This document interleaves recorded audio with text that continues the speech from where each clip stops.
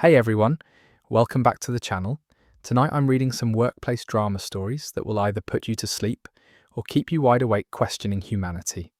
So grab whatever you're working on, get comfortable, and let's jump into some peak workplace chaos. These stories are straight from various workplace subreddits, and trust me, some of these people definitely need to find new jobs. Anyway, let's get started. My boss made me work through my grandmother's funeral because we had a client meeting. I've been working at this mid-sized consulting firm for about 3 years now, and I generally love my job. The work is interesting, my colleagues are great, and the pay is decent for someone in their late 20s. My boss, Trevor, has always been demanding but fair, or so I thought until last month when everything changed. My grandmother, who practically raised me after my parents divorced, had been battling cancer for the past year. She was 84 and had lived an incredibly full life, but watching her decline was heartbreaking. When she passed away 2 weeks ago, I was devastated, but also relieved that her suffering was over. I immediately called Trevor to let him know I needed time off for the funeral arrangements and the service itself. The funeral was scheduled for Thursday, and I asked for Thursday and Friday off to handle everything and spend time with family. Trevor's response was not what I expected. He said that Thursday was problematic because we had a crucial client presentation that had been scheduled for months. He suggested I attend the meeting and then drive to the funeral afterward. I explained that the funeral was 3 hours away and started at 2 p.m, while our client meeting was scheduled for 11 a.m. and typically ran until at least 1 p.m. There was no way I could make both. Trevor then suggested we reschedule the funeral. I stared at him in disbelief and explained that you can't just reschedule a funeral like it's a dentist appointment. Family members had already made travel arrangements, the church was booked, and the cemetery had a specific time slot. He seemed annoyed and said that client relationships were the foundation of our bus. And that missing this particular meeting could cost us a 6-figure contract. He reminded me that my grandmother wouldn't know if I was there or not, but our client definitely would notice my absence. I felt sick to my stomach but didn't know how to respond. I needed this job, and Trevor had always been reasonable before. Maybe he was right that the client meeting was more important in the long run. I called my aunt to explain the situation, and she was furious. She said family comes first and that any decent employer would understand. But she also knew I was supporting myself and couldn't afford to lose my job. We decided I would attend the client meeting and try to make it to the burial portion of the service if possible. The client meeting went well, but it ran until 1:30 p.m. as I had predicted. I grabbed my suit from my office and drove like a maniac to get to the cemetery. I arrived just as they were lowering the casket, my family already gathered around the grave. My aunt saw me rushing across the grass in my business clothes, clearly stressed and out of breath. Everyone could see I had prioritized work over saying goodbye to the woman who had been like a mother to me. The worst part was that the client contract fell through anyway. 2 days later, they decided to go with a competitor who had submitted a lower bid. All of Trevor's talk about how crucial this meeting was turned out to be meaningless. I had missed my grandmother's funeral for absolutely nothing. When I brought this up to Trevor, he shrugged and said, "That's just how business works sometimes." He showed no remorse about forcing me to choose between my job and my family. Since then, I've been looking for a new position, but the job market is tough right now. I'm stuck working for someone who thinks client meetings are more important than basic human decency. My family has been supportive, but I know they're disappointed that I wasn't there when it mattered most. The guilt is eating me alive, and I keep replaying that day, wondering if I should have just refused to attend the meeting and dealt with the consequences later. That story is absolutely heartbreaking and infuriating at the same time. The fact that Trevor had the audacity to suggest rescheduling a funeral shows just how disconnected some managers are from basic human empathy. And then for the client contract to fall through anyway makes it even more tragic. Sometimes standing up for what's right is worth more than keeping a job with someone who has no soul. Let's move on to another workplace nightmare that'll make you grateful for your current situation. I discovered my coworker has been stealing credit for my work for 2 years and got promoted because of it. I work in the marketing department of a tech startup, and I've been there for about 2.5 years. When I started, I was paired with another employee named Rachel, who'd been there for about 6 months longer than me. She was supposed to help me learn the ropes and get familiar with our systems and processes. Rachel seemed friendly and helpful at first, always offering to review my work and give feedback before I submitted anything to our manager. I thought she was being a good mentor and was grateful for the guidance. What I didn't realize was that she was systematically taking credit for every good idea I had. Our department works on various campaigns and projects, and I'm naturally creative with a background in graphic design and copywriting. I would come up with campaign concepts, write copy and design materials, then share everything with Rachel for her input. She would make minor suggestions, nothing substantial, and then I would refine the work and submit it to our manager through her, since she was technically my supervisor during my probationary period. After my probation ended, I expected to start submitting work directly to management, but Rachel convinced me that the current system was working well and that she could help ensure my work was presented in the best possible light. I trusted her judgment and continued the arrangement. Over the past 2 years, several of my campaigns have been incredibly successful. We've won industry awards, increased client engagement significantly, and generated substantial revenue for the company. I was proud of the work, but noticed that Rachel always seemed to be the one getting recognition during team meetings and company presentations. When I asked her about it, she said that, as the senior team member, she naturally represented our collaborative efforts, but that management knew about my contributions. I believed her because I didn't want to seem petty or credit hungry. Last month, everything changed when I accidentally saw an email Rachel had sent to our director.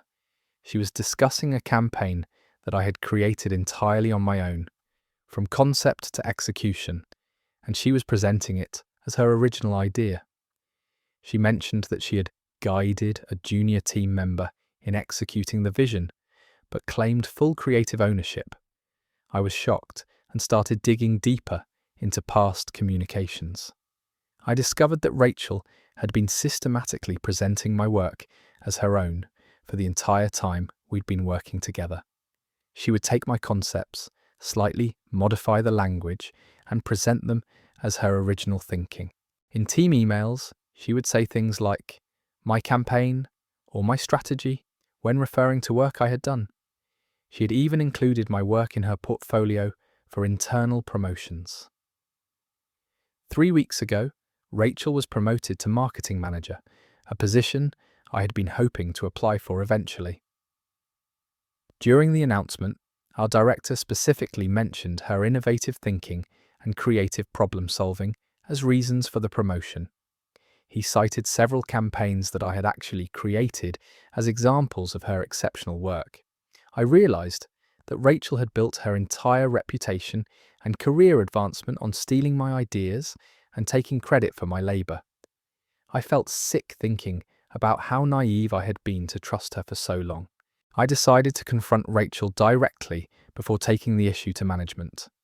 When I showed her the evidence of what she had been doing, she initially tried to deny it. Then she claimed that as the senior team member, she'd been within her rights to present our team's work however she saw fit. She said that my ideas wouldn't have been successful without her guidance and refinement, so she deserved equal or greater credit. When I pointed out that she had been getting promotions and recognition while I remained in the same position, she said that was just how corporate hierarchies worked, and that I needed to be more assertive if I wanted credit for my contributions. She actually had the nerve to say that this experience should teach me about the importance of self-advocacy in the workplace.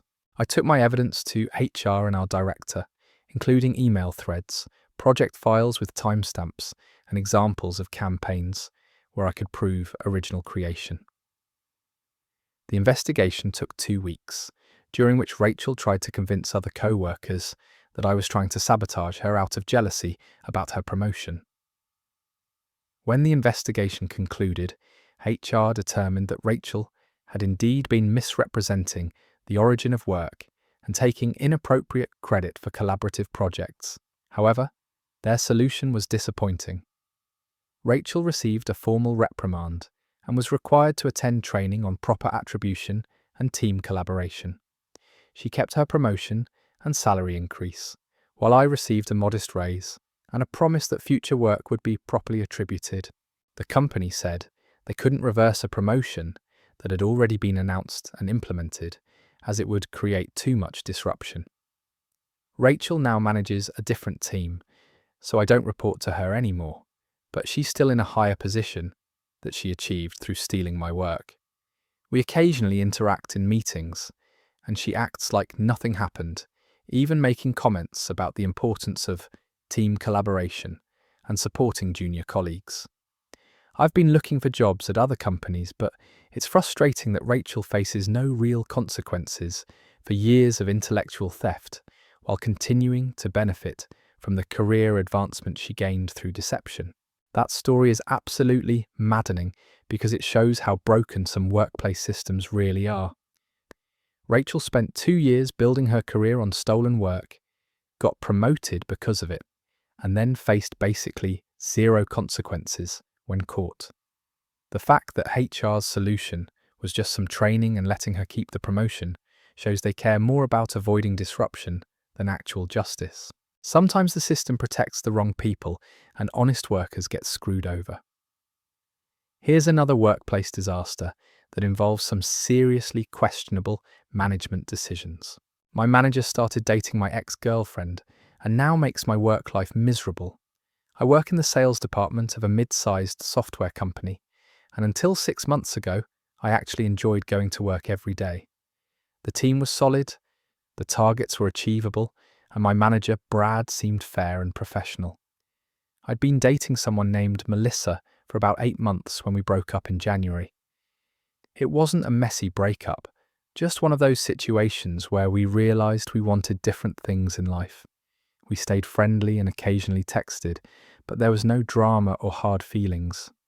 About 2 months after our breakup, I started noticing that Brad was acting differently around me. He became more critical of my work, started micromanaging my client calls, and would make subtle comments about my performance during team meetings. I couldn't figure out what had changed, since my sales numbers were actually above average, and I'd been getting positive feedback from clients.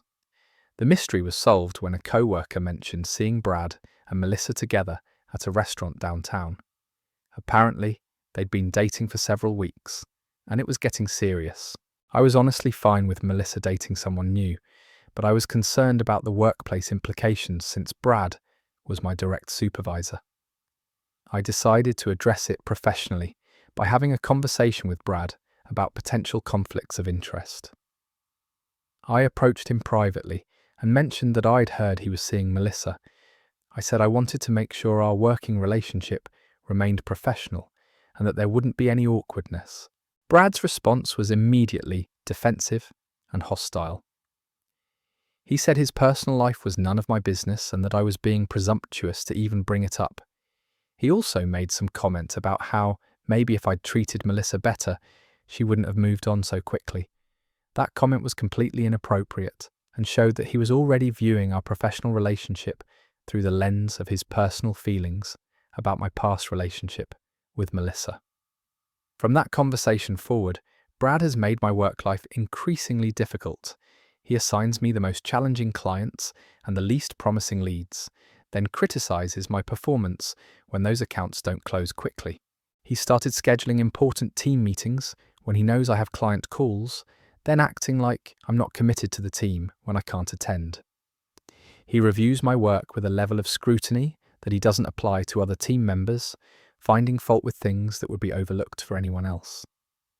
The worst part is how he talks about me to other colleagues. He makes comments about my attitude problems and suggests that I'm not a team player.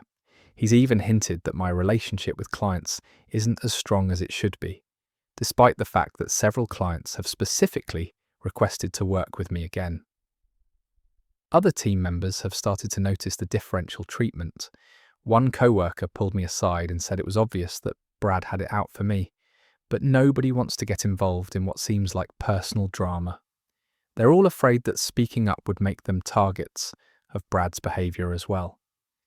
I've tried to document everything, keeping records of assignments, feedback and interactions, but it's hard to prove that discrimination is happening when Brad is careful to frame everything in terms of performance concerns.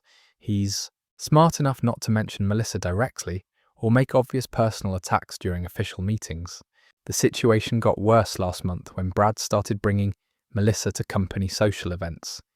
She would hang on his arm while he made conversation with colleagues, and I could see other people noticing the awkwardness of the situation. During one happy hour event, Melissa made a point of coming over to talk to me, asking how work was going and whether I was dating anyone new. It felt like she was either trying to show that there was no awkwardness, or maybe even trying to make Brad jealous by being friendly with me. Brad watched the entire interaction with obvious displeasure, and the next week he assigned me to a project that required extensive travel to our least desirable client locations. My sales performance has actually improved despite the hostile work environment, but I'm constantly stressed and looking for opportunities elsewhere. The irony is that Brad's behaviour is probably creating more problems for the company than any personal drama between him and me ever could have. Several team members have mentioned that the department atmosphere has become toxic, and one person has already transferred to a different division. I've considered reporting the situation to HR, but I'm worried that it will look like I'm just bitter about my ex-girlfriend dating my boss. The whole thing feels like a nightmare that I can't wake up from, and I never imagined that a simple breakup could create such professional complications. This situation is like a masterclass in how personal relationships can completely destroy workplace professionalism. Brad is clearly letting his insecurities about dating his employee's ex-girlfriend turn him into a petty tyrant who's sabotaging his own team. The fact that he's retaliating against someone for a relationship that ended before he was even in the picture shows serious maturity issues.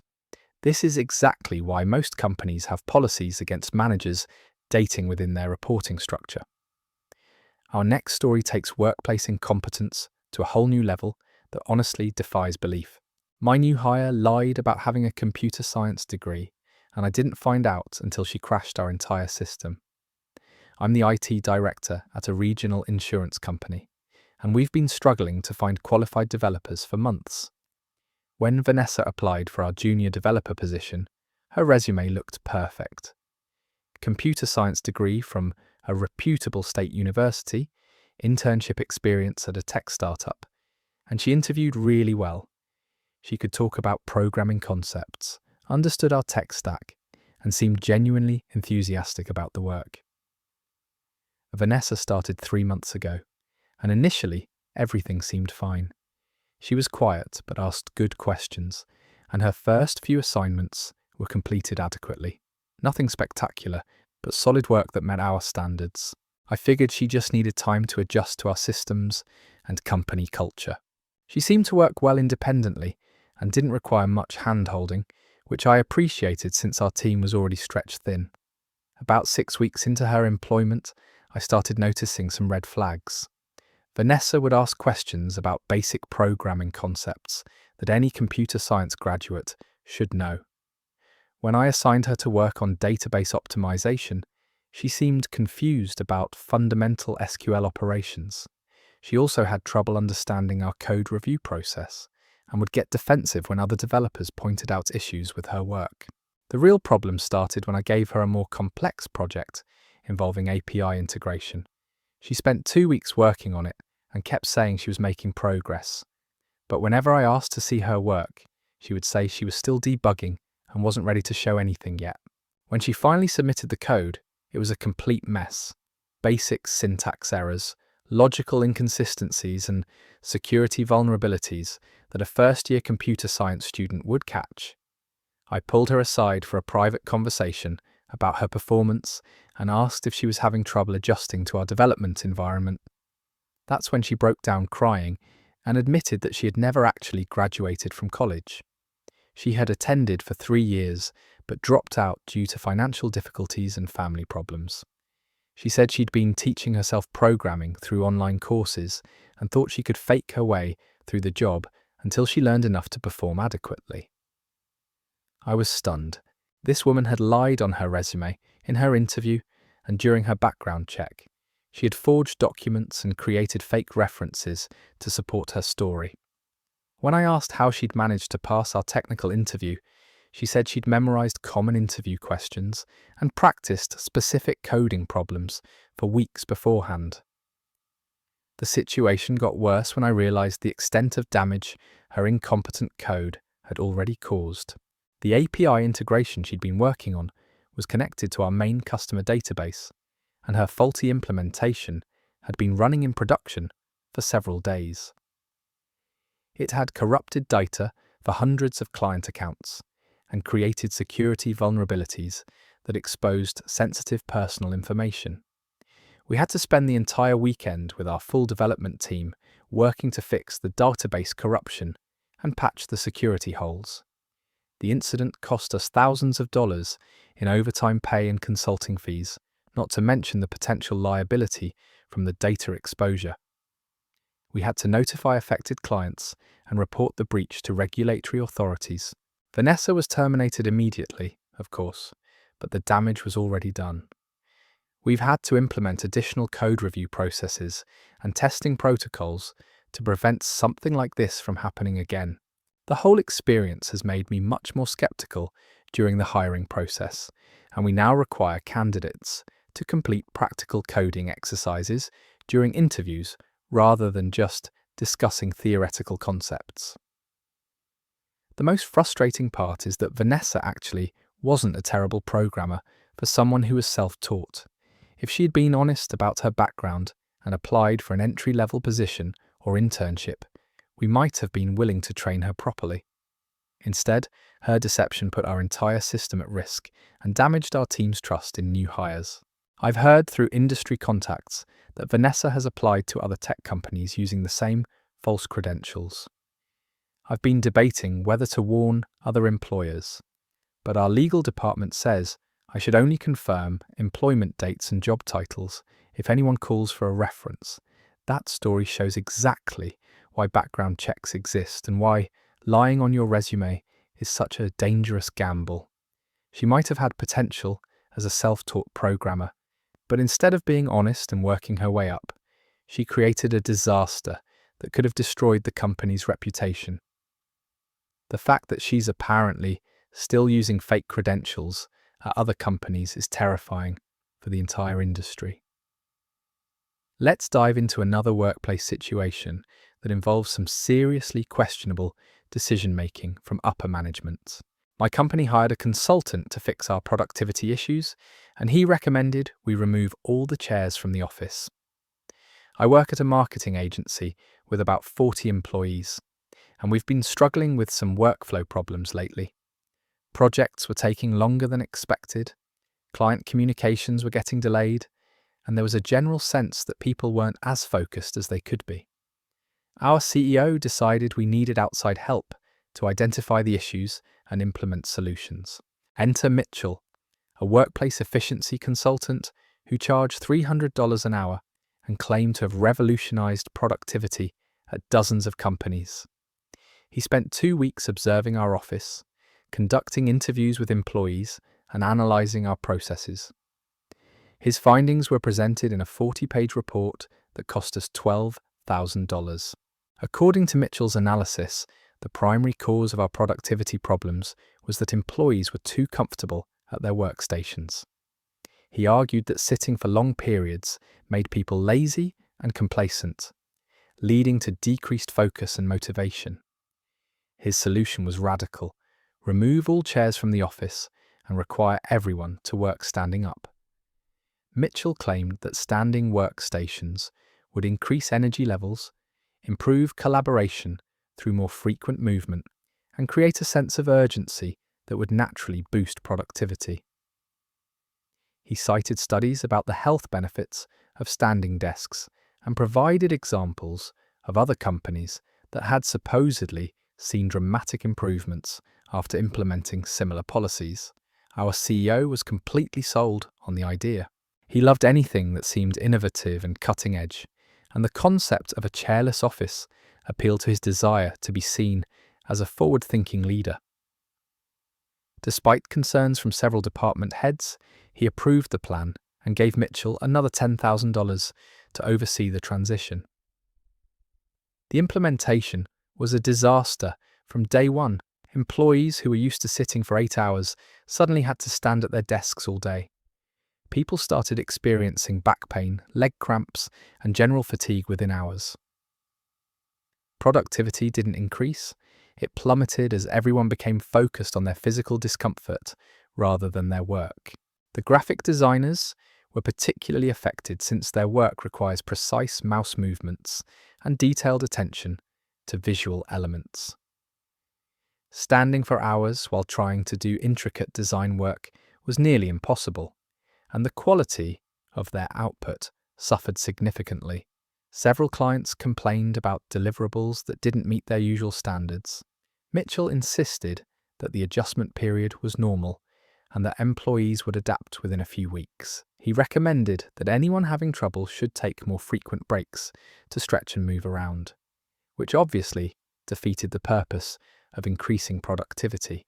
He also suggested that people who couldn't handle standing all day might not be the right fit for a dynamic, modern workplace. After 2 weeks of declining productivity and increasing employee complaints, people started bringing their own chairs from home. Mitchell was furious and convinced our CEO to implement a no-chair policy with disciplinary consequences. Anyone caught sitting would receive a formal warning, and repeat offences could lead to termination. The situation reached a breaking point when one of our senior account managers, who was 6 months pregnant, nearly fainted during a client presentation. She'd been standing for 4 hours straight while preparing materials and conducting the meeting, and her doctor later said that extended standing could be dangerous for her pregnancy. 3 other employees quit that week, citing the hostile work environment and unreasonable working conditions. One person filed a complaint with the state Labour Department about workplace safety violations.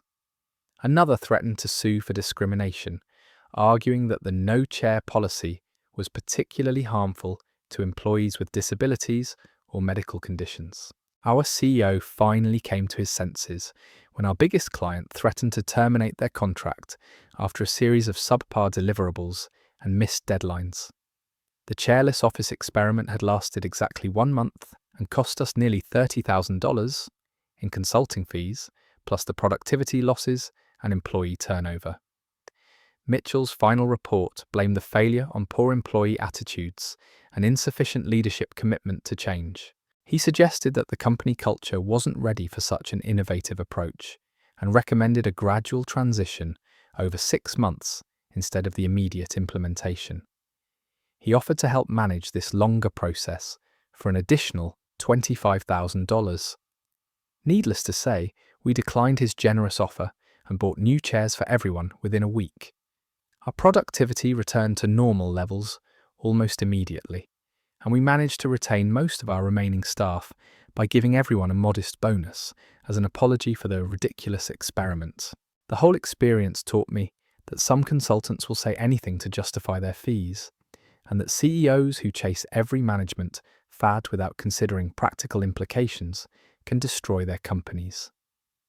We still joke about the Great Chair crisis whenever someone complains about minor workplace issues.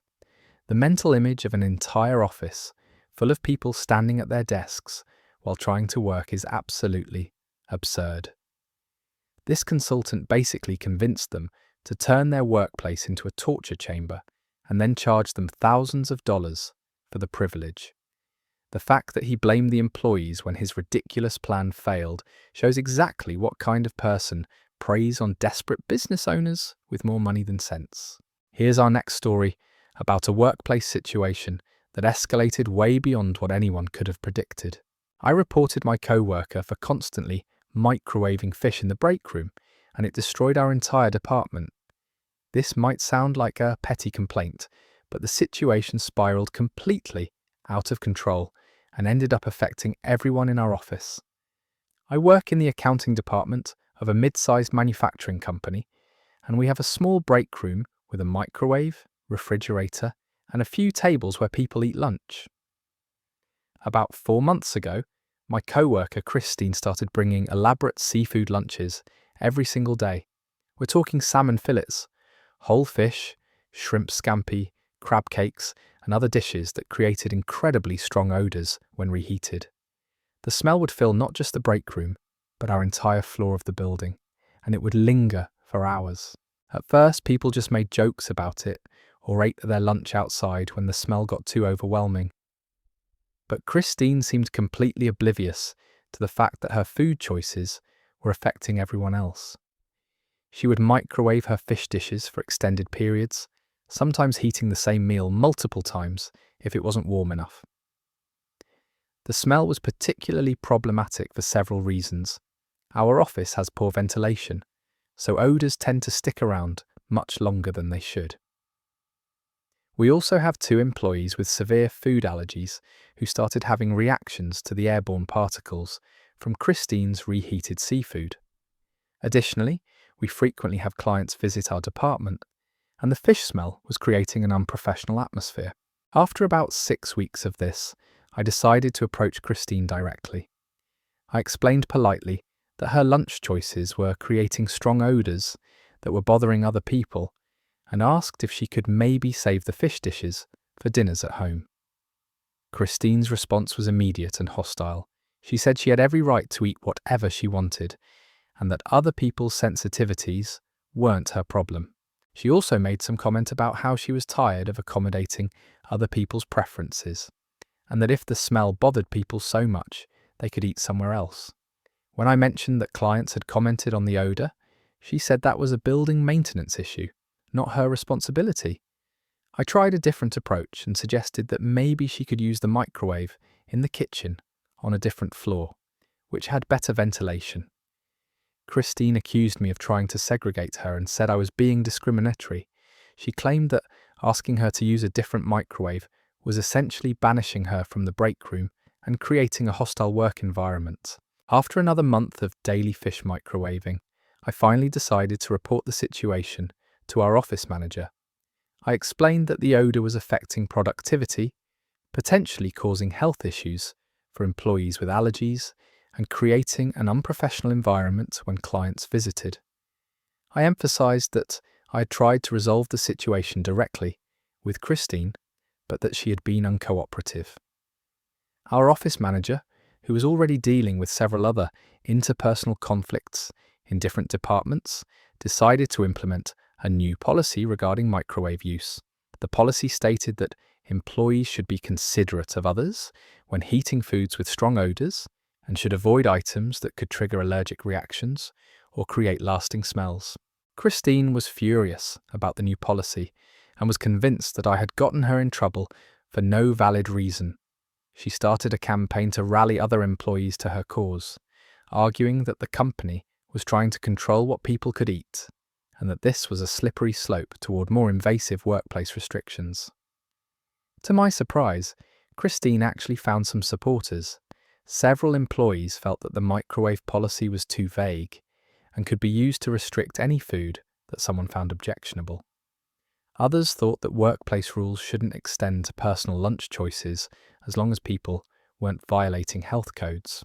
The situation escalated when Christine filed a formal complaint with HR, claiming that I had been harassing her about her cultural food choices and that the new microwave policy was discriminatory.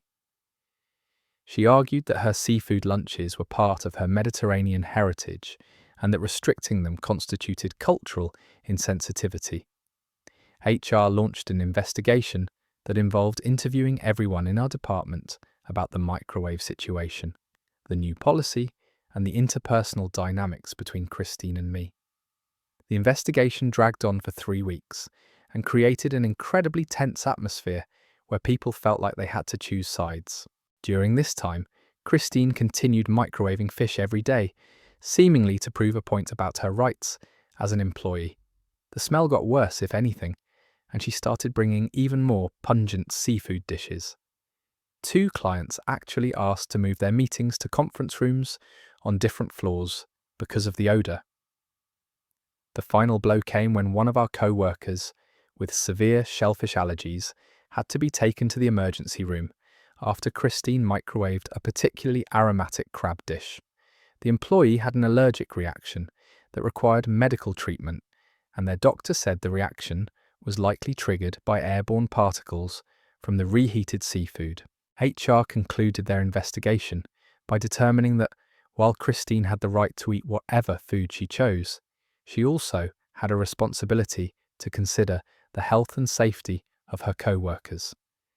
They implemented a stricter policy about foods that could trigger allergic reactions and required Christine to use the microwave in the basement kitchen when heating seafood.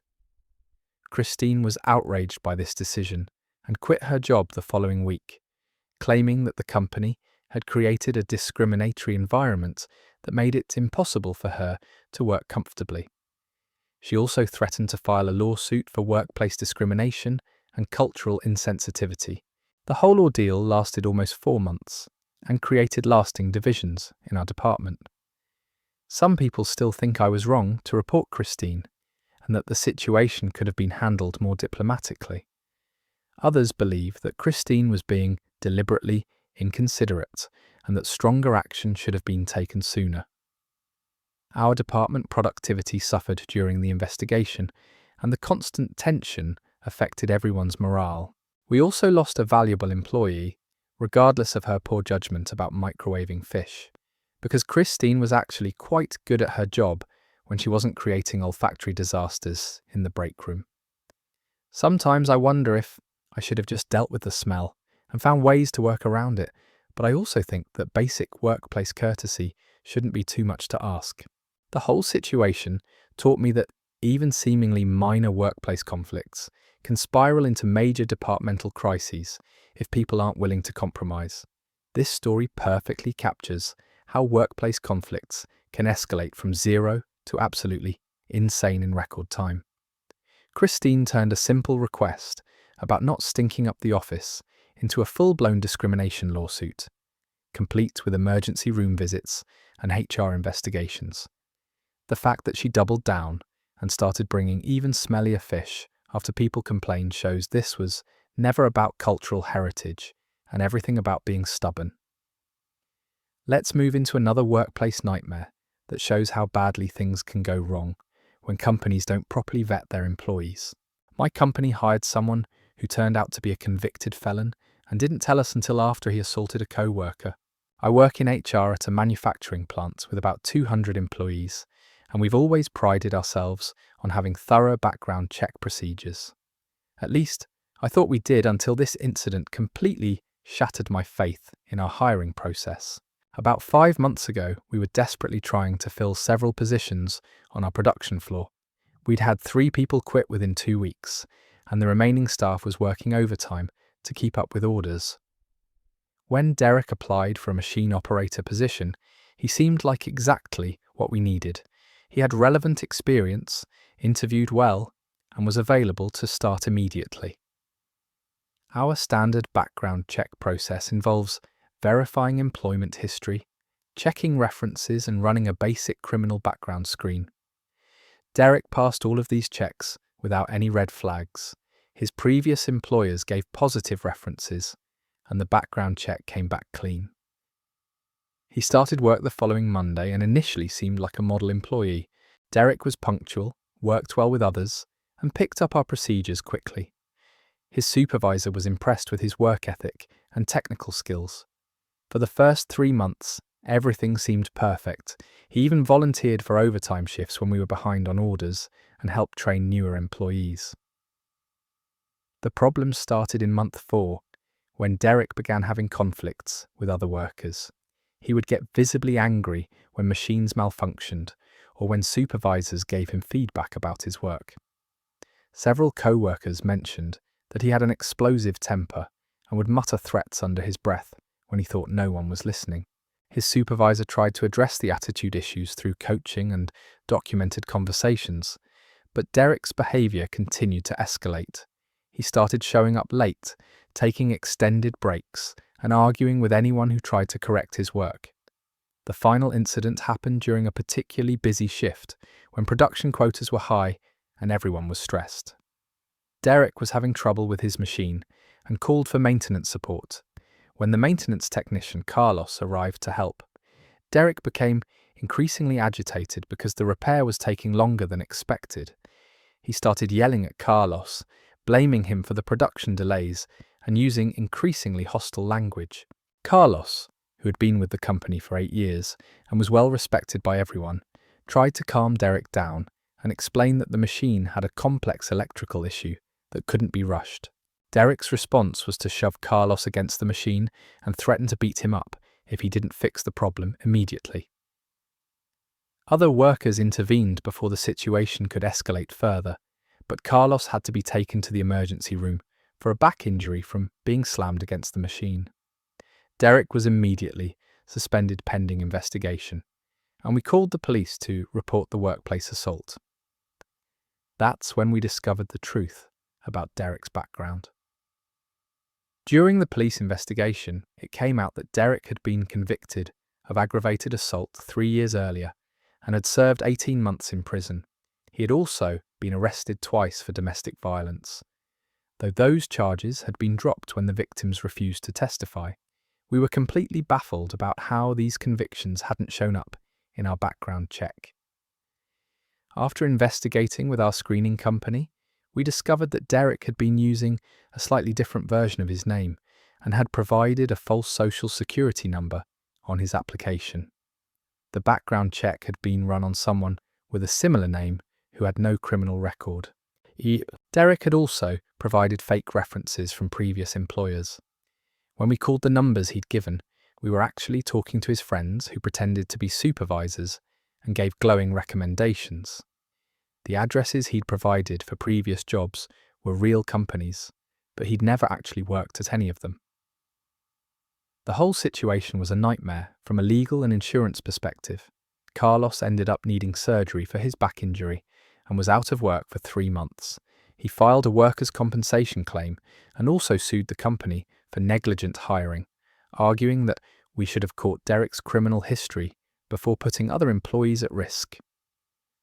Our insurance company launched their own investigation into our hiring practices and found several gaps in our background check procedures. We had to completely overhaul our screening process, which now includes fingerprint-based criminal checks, in-person verification of references, and more thorough documentation requirements. The incident also created a climate of fear among our production workers. People were nervous about working with new hires and questioned whether they could trust management to properly screen employees. Several long-term workers asked to transfer to different shifts to avoid working with new people they didn't know well. Derek was arrested and charged with assault and providing false information on employment applications. He eventually pleaded guilty and received 2 years in prison, but the damage to our workplace culture and Carlos's health was already done. Carlos never fully recovered from his back injury and had to take a desk job in our quality control department at reduced pay. The whole experience cost our company hundreds of thousands of dollars in legal fees, insurance premiums, workers' compensation claims, and the costs of implementing new hiring procedures. We also lost several good employees who decided they didn't feel safe working in our environment anymore. Looking back, there were warning signs about Derek's temperament that we should have taken more seriously during his probationary period. But the bigger issue was that our background check system was so easy to game that a determined person could completely fabricate their identity and work history without much difficulty. That story is absolutely terrifying because it shows how easily someone can slip through the cracks of hiring systems that companies think are foolproof. The fact that Derek managed to fake his entire identity and work history while hiding a violent criminal past is a nightmare scenario for any workplace. Poor Carlos paid the price for their inadequate screening process, and now everyone has to live with the consequences of one person's deception. Here's another workplace story that demonstrates how quickly office dynamics can turn toxic when personal issues spill into professional settings. My coworker started a rumor that I was having an affair with our married boss, and it destroyed both of our careers. I work as a project coordinator at an engineering consulting firm, and I've been there for about 4 years. My boss, Richard, is a department head who's been with the company for over a decade. He's married with 2 kids and has always maintained a strictly professional relationship with everyone on our team. The problem started when we hired Lindsay as an administrative assistant about 8 months ago. She was in her early 20s, recently graduated from college, and seemed eager to prove herself in her first professional job. Initially, she was friendly and hardworking, and I tried to help her learn our systems and office culture. Lindsay quickly developed what seemed like a crush on Richard. She would find excuses to visit his office multiple times a day, volunteer for any project he was involved with, and dress more formally on days when she knew he'd be in meetings. Richard, to his credit, kept all interactions with her strictly professional and never encouraged her behaviour. About 3 months into Lindsay's employment, Richard and I were assigned to work on a major project that required extensive collaboration. We had to travel together to client sites, attend evening meetings, and spend long hours reviewing technical documents and proposals. Our work relationship had always been collaborative and friendly, but this project required even closer coordination. The project was successful, and Richard made a point of crediting my contributions during the presentation to company leadership. He also recommended me for a promotion and salary increase based on the quality of my work. I was thrilled about the recognition and the career advancement opportunity. Lindsay's attitude toward me changed dramatically after Richard's recommendation became public. She started making snide comments about favoritism and suggesting that my promotion was based on factors other than work performance. She would make jokes about people who sleep their way to the top when she thought I couldn't hear, and she started treating me with obvious hostility. The situation escalated when Lindsay began spreading rumours that Richard and I were having an affair. She told other employees that she'd seen us having intimate conversations in his office, that we took suspiciously long lunch breaks together, and that our business travel involved more than just work activities. She claimed she had evidence of inappropriate text messages and personal gifts. None of these allegations were true, but Lindsay was convincing enough that some people started believing her stories. The rumours spread quickly through our office, and I began noticing strange looks and whispered conversations that would stop when I entered a room. Several co-workers started treating me differently, either with judgment or awkward sympathy.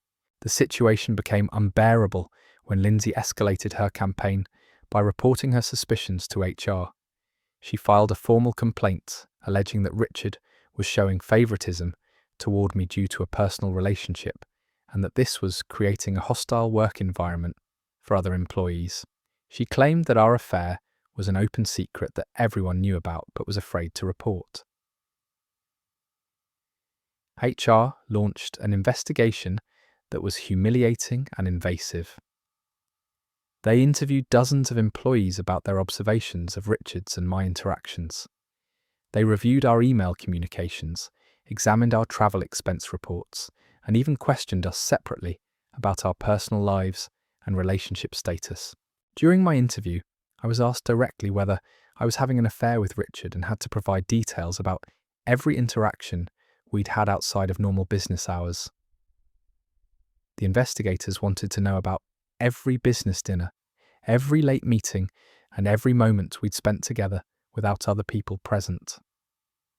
Richard was subjected to the same scrutiny, and the stress was clearly affecting him. He started avoiding any one-on-one interactions with me, even when they were necessary for work projects. He seemed constantly worried about how his actions might be perceived and began including other people in meetings that would normally just involve the two of us. The investigation dragged on for 6 weeks, during which time the entire office atmosphere became toxic. People were taking sides, speculating about the truth of Lindsay's allegations, and treating both Richard and me like we were walking scandals. Some employees seemed to enjoy the drama, while others were clearly uncomfortable with the whole situation. When HR finally concluded their investigation, they found no evidence to support Lindsay's allegations.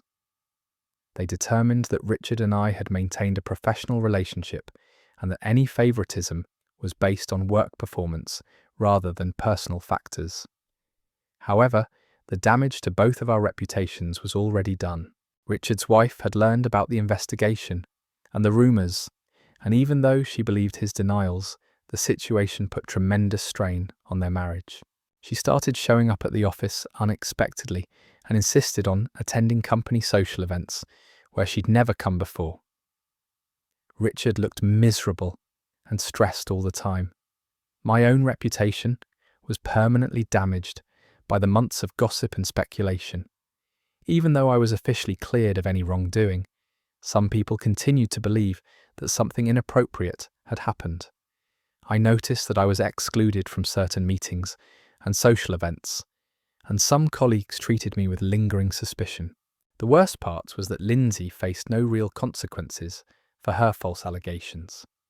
HR determined that she had acted in good faith by reporting her concerns and that disciplining her might discourage other employees from coming forward with legitimate complaints. She received counselling about appropriate workplace behaviour, but kept her job and faced no formal punishment. Richard ended up requesting a transfer to a different department to escape the ongoing gossip and speculation. He took a lateral position that was essentially a demotion in terms of responsibility and influence. His marriage survived, but colleagues said he was never the same confident leader he'd been before the investigation. I left the company 6 months later when it became clear that the rumours and suspicions weren't going away. Even though I'd been cleared by HR, the stigma followed me through every interaction and made it impossible to advance my career there. I had to start over at a new company where nobody knew about the false allegations. Lindsay still works there and has been promoted twice since the investigation ended. She acts like nothing happened and occasionally makes comments about how unfortunate it was that Richard and I let personal issues affect our professional lives. The hypocrisy is breathtaking, but she's managed to rewrite history in a way that makes her look like an innocent bystander. The whole experience taught me how easily workplace reputations can be destroyed by malicious rumours and how difficult it is to prove a negative. Even when investigations clear you of wrongdoing, the suspicion and gossip can follow you for years and affect every aspect of your professional life. This story shows how destructive workplace gossip can be when it's fueled by jealousy and spite. Lindsay basically weaponized false allegations to destroy two people's careers because she couldn't handle being rejected, and the system protected her while punishing the victims. The fact that she faced zero consequences, while Richard and the narrator had to rebuild their entire professional lives elsewhere, is absolutely infuriating. Let's move into another workplace situation that shows what happens when companies prioritize image over employee safety. My workplace made us continue working during a gas leak because they didn't want to lose money on a big presentation. I work at a corporate training centre that hosts seminars and conferences for various companies. We have a large building with multiple meeting rooms, a cafeteria, and administrative offices. Last month we had one of the most dangerous situations I've ever experienced at work, and our management's response was absolutely shocking. It was a Tuesday morning, and we were preparing to host a 3-day leadership conference for a major pharmaceutical company. This was a huge contract worth over $50,000, and our management had been planning this event for months. About 200 executives were expected to attend, and everything had to be perfect. Around 9 in the morning, several employees started noticing a strange smell in the building. It was a sharp, chemical odour that seemed strongest near the kitchen and cafeteria areas. The maintenance staff was called to investigate, and they quickly determined that there was a natural gas leak somewhere in the building's infrastructure. The leak appeared to be coming from underground pipes that supplied gas to our kitchen equipment and heating systems. The maintenance supervisor said the concentration was significant enough that it could pose a safety risk, especially if it continued to build up in enclosed spaces. He recommended evacuating the building immediately and calling the gas company to perform emergency repairs. Our general manager, Patricia, was informed about the situation, and her response was shocking. She said that evacuating the building was absolutely not an option because the pharmaceutical company's executives would start arriving in 2 hours. She argued that the gas leak was probably minor and that opening windows and turning on fans would be sufficient to address any safety concerns. The maintenance supervisor tried to explain that gas leaks are unpredictable and that even small leaks can become dangerous quickly. He showed Patricia readings from his gas detection equipment that indicated potentially hazardous levels in certain areas of the building. She dismissed his concerns and said that he was being overly cautious about a routine maintenance issue. Patricia's solution was to have maintenance staff use industrial fans to blow air through the building and to open all exterior doors and windows. She also instructed us to avoid using any electrical equipment that might create sparks and to refrain from smoking anywhere on the property. She seemed to think these measures would make it safe to proceed with the conference. The pharmaceutical company's advance team arrived around 11 to set up their presentation materials and check the meeting rooms. Several of them immediately commented on the strong chemical smell and asked if there were any safety concerns. Patricia assured them that we were just dealing with a minor ventilation issue that would be resolved shortly. As the morning progressed, the smell got stronger rather than weaker, despite all the fans and open windows. Several employees started experiencing headaches and nausea, which are common symptoms of gas exposure. 2 people asked to go home sick, but Patricia refused, saying we needed all hands available for such an important event. The situation became critical around noon when one of our catering staff members collapsed in the kitchen area where the gas smell was strongest. She had to be taken to the emergency room by ambulance, and the paramedics who responded said the gas concentration in that area was dangerously high. They strongly recommended evacuating the entire building. Patricia's response was to close off the kitchen and cafeteria areas and move all food service operations to a catering truck outside. She insisted that the conference could still proceed safely in the meeting rooms, which she claimed had better ventilation. She also instructed all staff members not to discuss the gas leak with conference attendees to avoid creating unnecessary panic. By 1 o'clock, when the pharmaceutical executives began arriving for the opening session, the smell was still noticeable throughout the building. Several attendees asked about it, and Patricia told them we were having minor HVAC issues that wouldn't affect the conference proceedings.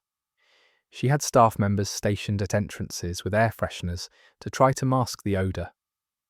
The opening presentation went ahead as scheduled, but during the first hour, 3 more people became ill with symptoms consistent with gas exposure.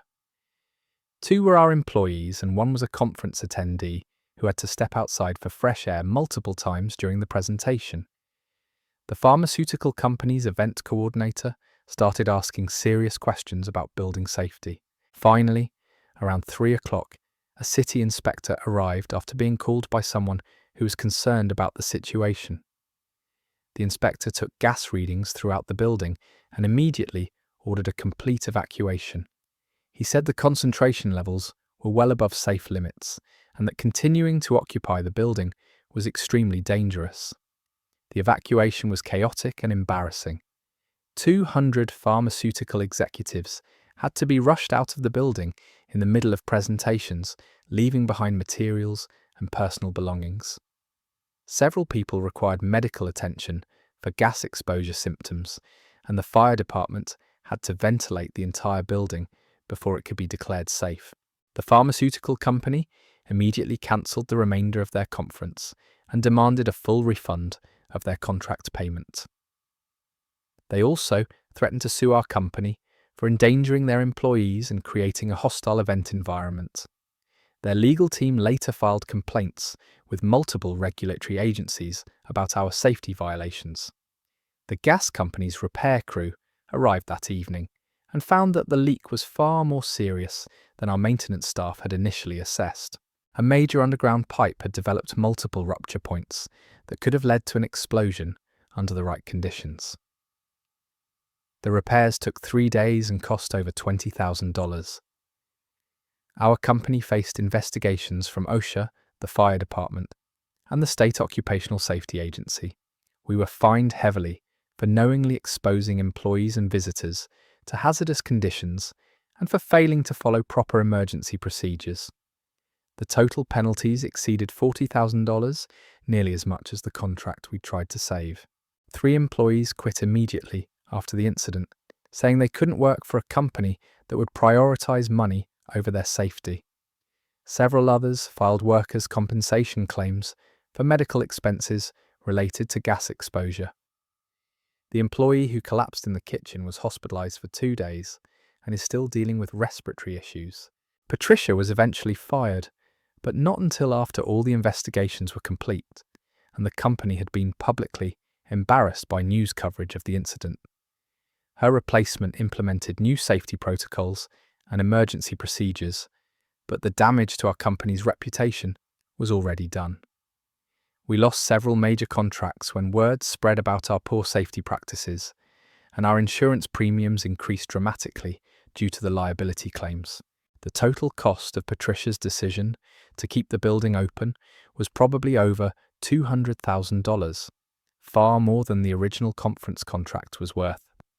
The whole experience was traumatic for everyone involved and showed me how quickly workplace situations can become life-threatening when management makes poor decisions under pressure. I still think about what could have happened if that gas leak had ignited while 200 people were trapped inside the building. This story is absolutely horrifying and shows corporate greed at its most dangerous level. Patricia was literally willing to risk explosion and death to avoid losing a $50,000 contract, then ended up costing the company 4 times that amount, plus their reputation. The fact that people were collapsing from gas exposure and she still refused to evacuate shows a level of negligence that borders on criminal behaviour. That's exactly the kind of corporate negligence that should result in criminal charges, not just fines. When you're willing to risk lives for a conference contract, you've crossed the line from bad management into potential manslaughter territory. The fact that multiple people had to be hospitalized because Patricia couldn't bear the thought of losing money is absolutely sickening. Let's move on to another workplace story that shows how personal vendettas can completely poison professional environments. My co-worker sabotaged my presentation to steal my promotion, and I only found out because she accidentally sent me her plan. I work in business development at a software company, and I've been there for about 3 years. 6 months ago, our department head announced that there would be a new senior analyst position opening up, and several of us were encouraged to apply. The role came with a significant salary increase and would put whoever got it on track for management positions. I'd been working toward this kind of opportunity since I started at the company, taking on extra projects and consistently exceeding my targets. My colleague Brittany had also expressed interest in the position, and initially I thought the competition would be healthy and professional. We'd always gotten along well and had collaborated on several successful projects together. The promotion process involved submitting a detailed proposal for improving our client acquisition strategies, followed by a presentation to the executive team. I spent weeks researching industry trends, analysing our current processes, and developing what I thought was a comprehensive plan to increase our conversion rates by 30%. During the preparation period, Brittany and I would occasionally discuss our progress and bounce ideas off each other. I thought we were being collegial and supportive, sharing general concepts without revealing specific strategies. She seemed genuinely interested in my research methods and would ask detailed questions about my data sources and analytical approaches. 2 days before my scheduled presentation, I received an email that changed everything. It was from Brittany, but clearly wasn't meant for me.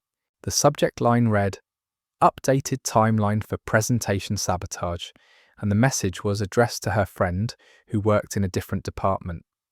The email laid out a detailed plan to undermine my presentation and make me look incompetent in front of the executives. She had been systematically gathering information about my proposal through our conversations, then developing counter-arguments and alternative data to discredit my recommendations during the Q&A session. But the sabotage went much deeper than just preparing rebuttals. Brittany had convinced someone in IT to give her access to the conference room's presentation system, and she was planning to introduce technical glitches during my slides. She also intended to have her friend ask planted questions that would highlight weaknesses she'd identified in my proposal. The most shocking part was that she'd been spreading rumours about my research methods to other departments, suggesting that my data was flawed and that I'd been cutting corners on analysis. She was trying to damage my reputation before I even gave the presentation, so that executives would be predisposed to doubt my conclusions. The email also revealed that Brittany had been copying elements of my proposal for her own presentation. She'd taken several of my key recommendations and reframed them as her original ideas, planning to present them before my scheduled slot so that I would look like I was plagiarizing her work. I was completely stunned by the level of deception and manipulation she'd been planning. This wasn't just competitive behavior, it was a calculated campaign to destroy my career prospects while advancing her own. I printed out the email immediately and started gathering additional evidence of her sabotage attempts. I debated whether to confront Brittany directly or take the information straight to management.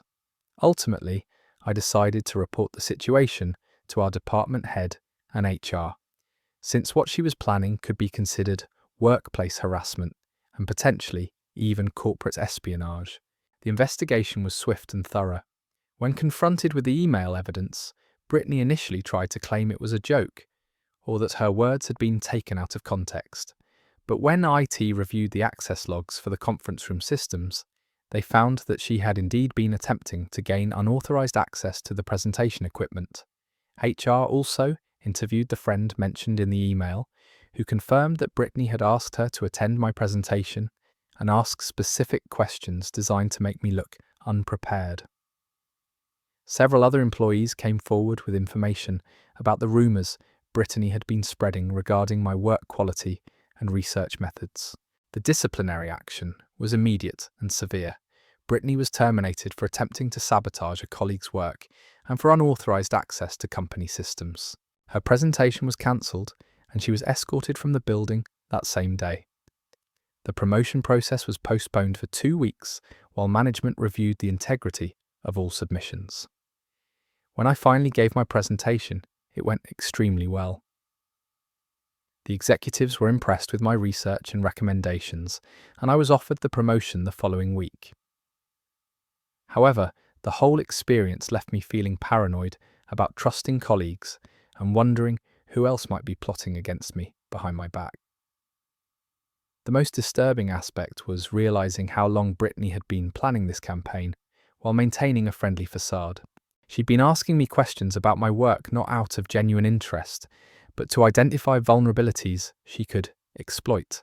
Every conversation we'd had during the preparation period had been a reconnaissance mission. Several co-workers expressed shock when they learned about Brittany's behaviour, saying they never would have suspected her of such underhanded tactics. But a few people mentioned that they'd noticed her becoming increasingly competitive and secretive over the past few months, which now made more sense in context. The incident led to new policies about information security and presentation protocols. The company also implemented additional training on professional conduct and ethical behaviour in competitive workplace situations. They wanted to make sure that future promotion processes wouldn't be vulnerable to this kind of sabotage. I got the promotion and have been successful in the role, but I learned to be much more guarded about sharing work details with colleagues until projects are completely finished. The experience taught me that workplace competition can bring out the worst in people, and that not everyone who seems supportive actually has your best interests at heart. The fact that she accidentally sent you her entire evil plan is like something out of a workplace thriller movie. Brittany spent months building an elaborate sabotage campaign, complete with IT infiltration and planted audience members, only to destroy herself with one misdirected email. Sometimes karma works in mysterious and incredibly satisfying ways. Here's another story about workplace drama that escalated far beyond anyone's expectations. My manager fired me for refusing to work on my wedding day, then called me at the altar, asking me to come in because they were short-staffed. I've been working as a server at a popular chain restaurant for about 2 years, and despite the typical restaurant industry chaos, I generally enjoyed my job. The pay was decent with tips, my co-workers were fun, and the management seemed reasonable most of the time. My manager Troy had always been demanding but fair, and I'd never had any serious conflicts with him before. When I got engaged last year, I was excited to share the news with my work family, and everyone seemed genuinely happy for me. I started planning my wedding for a Saturday in October, giving myself plenty of time to request the day off and make arrangements. I submitted my time off request 6 months in advance, which was well beyond our required notice period. Troy approved it without any issues, and even joked about how he hoped I'd invite him to the reception. I thought everything was settled and continued with my wedding planning, booking vendors and sending invitations with confidence that my work schedule was handled. 3 weeks before my wedding, Troy approached me during a shift and said there was a problem with my time off request. Apparently, 2 other servers had also requested that Saturday off for different reasons, and he was concerned about being short-staffed during what was typically our busiest night of the week. I reminded Troy that my request had been approved months ago and that I'd given more notice than anyone else. I explained that all of my wedding vendors were booked, guests had made travel arrangements, and it was impossible to change the date at this point. I suggested that he could call in part-time staff or offer incentives for other servers to pick up extra shifts. Troy's response was that my wedding wasn't the restaurant's problem and that I needed to be more flexible as a team player. He said that personal events shouldn't take priority over business needs, and that if I wasn't willing to work when needed, maybe I wasn't the right fit for the job. I was shocked by his attitude change and reminded him that he'd already approved the request. I also pointed out that I'd never called in sick, had always picked up extra shifts when asked, and had been a reliable employee for 2 years. I thought my track record would count for something when it came to one of the most important days of my life. The situation escalated when Troy gave me an ultimatum: work my scheduled shift on Saturday or find a new job. He said he was tired of employees who thought their personal lives were more important than their responsibilities to the restaurant. He also made some comment about how people got married all the time, and it wasn't that big of a deal. I couldn't believe he was seriously asking me to choose between my job and my wedding day. I tried to reason with him one more time, offering to work double shifts the week before and after my wedding to make up for any inconvenience. I even offered to help train temporary staff or assist with preparations during my days off. Troy was unmoved by my offers and said his decision was final. Either I showed up for my Saturday shift, or I could consider myself terminated. He seemed to think I would cave under pressure and sacrifice my wedding to keep my job, but he was completely wrong about that. I told Troy that I would not be working on my wedding day under any circumstances, and that if he wanted to fire me for taking approved time off for my wedding, that was his choice. I also mentioned that I'd be speaking with higher management about his decision to revoke previously approved vacation time. Troy fired me on the spot, saying I was being insubordinate and that my attitude proved I wasn't committed to the job. He had me turn in my uniform and apron immediately and told security to escort me out of the building. I was humiliated and angry, but also relieved that I wouldn't have to deal with his unreasonable demands anymore. I called the district manager the next day to report what had happened, and she was appalled by Troy's behaviour. She said that revoking approved vacation time, especially for a wedding, was against company policy and potentially illegal. She promised to investigate the situation and offered to reinstate me immediately. My wedding day arrived, and it was absolutely perfect. The ceremony was beautiful, our families were happy, and I felt like the luckiest person in the world. We were taking photos after the ceremony when my phone started buzzing with calls from an unknown number. During a brief break between photos, I checked my voicemail and couldn't believe what I heard. It was Troy, calling from the restaurant in a complete panic. Apparently, both of the other servers who had requested time off had called in sick that morning, leaving him desperately short-staffed for the dinner rush. In the message, Troy was practically begging me to come in and help cover the shift. He said he knew it was my wedding day, but that he was in a crisis situation and really needed my help. He even offered to pay me double time and promised that we could work out our differences if I'd just come in for a few hours. I showed the voicemail to my new husband, and we both started laughing at the absolute audacity of the situation. Here was the man who had fired me 3 weeks earlier for refusing to work on my wedding day, now calling me at my wedding to ask me to come work because he was short-staffed. I didn't call him back, of course. I was busy celebrating the most important day of my life with the people I loved. But I did save the voicemail as evidence of his poor judgment and complete lack of professionalism.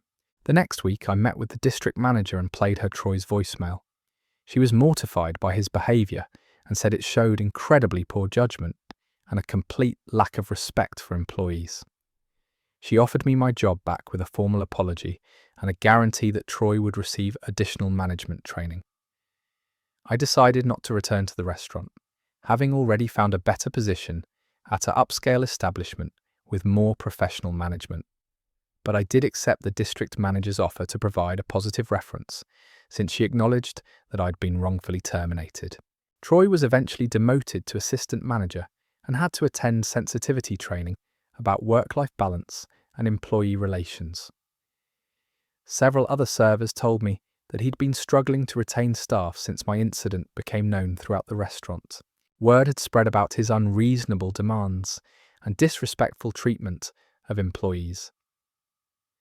The whole experience taught me that some managers will try to bully employees into sacrificing their personal lives for work, but that standing up for yourself is usually worth it in the long run. I also learned to document everything when dealing with unreasonable supervisors, because their poor judgment often becomes evidence against them later. My new job has been wonderful, with management that actually respects employees' personal commitments and approved time-off requests. I sometimes wonder if Troy learned anything from the experience, but I'm just grateful that I didn't let him ruin one of the most important days of my life. The sheer nerve of calling someone at their wedding altar after firing them for not working their wedding is peak toxic management behaviour. Troy created his own staffing crisis through terrible decision-making, and then had the audacity to expect his victim to bail him out on the most important day of her life. At least he got demoted and had to face the consequences of his actions. Let's move into another workplace situation that shows how quickly professional relationships can turn into personal nightmares. My co-worker has been slowly poisoning my lunch for 3 months, and I only figured it out when I caught her on security camera. This is probably the most bizarre and terrifying workplace situation I've ever been in, and I'm still processing everything that happened. I work at a medium-sized accounting firm, and we have a communal refrigerator in our break room where everyone stores their lunches and snacks. For the past 3 months, I've been experiencing increasingly severe digestive issues that seem to coincide with eating lunch at work. I would feel fine in the morning, eat my usual homemade lunch around noon, and then spend the afternoon dealing with nausea, stomach cramps, and other unpleasant symptoms that made it difficult to concentrate on my work. At first, I thought I might be developing a food sensitivity, or that stress from busy season was affecting my digestion. I tried changing my diet, eliminating different ingredients, and even started bringing simpler meals like plain rice and grilled chicken. Nothing seemed to help, and the symptoms were getting worse rather than better. I went to my doctor several times, and she ran various tests for food allergies, digestive disorders, and other medical conditions. Everything came back normal, which was frustrating because I was clearly experiencing real physical symptoms that were affecting my quality of life and work performance. The breakthrough came when I started keeping a detailed food diary and realized that I only experienced symptoms on days when I ate lunch at the office. On weekends and days when I ate out for lunch, I felt completely fine. This made me suspect that something in our office environment was causing the problem. I began paying closer attention to my lunch routine and noticed that my food containers sometimes seemed slightly different when I retrieved them from the refrigerator. The lids might be positioned differently, or the food might look like it had been disturbed, but I couldn't be sure if I was imagining things or if someone was actually tampering with my meals. My suspicions focused on my co-worker Angela, who had been increasingly hostile toward me over the past few months.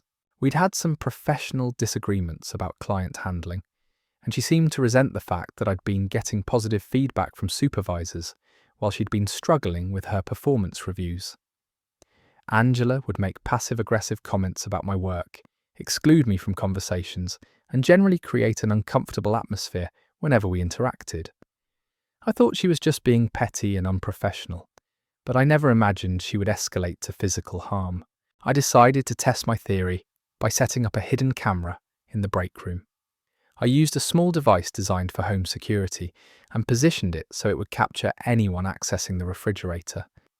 I told myself I was probably being paranoid, but I needed to know if someone was actually tampering with my food. The camera footage from the first day showed nothing unusual, just normal office workers getting their lunches and snacks.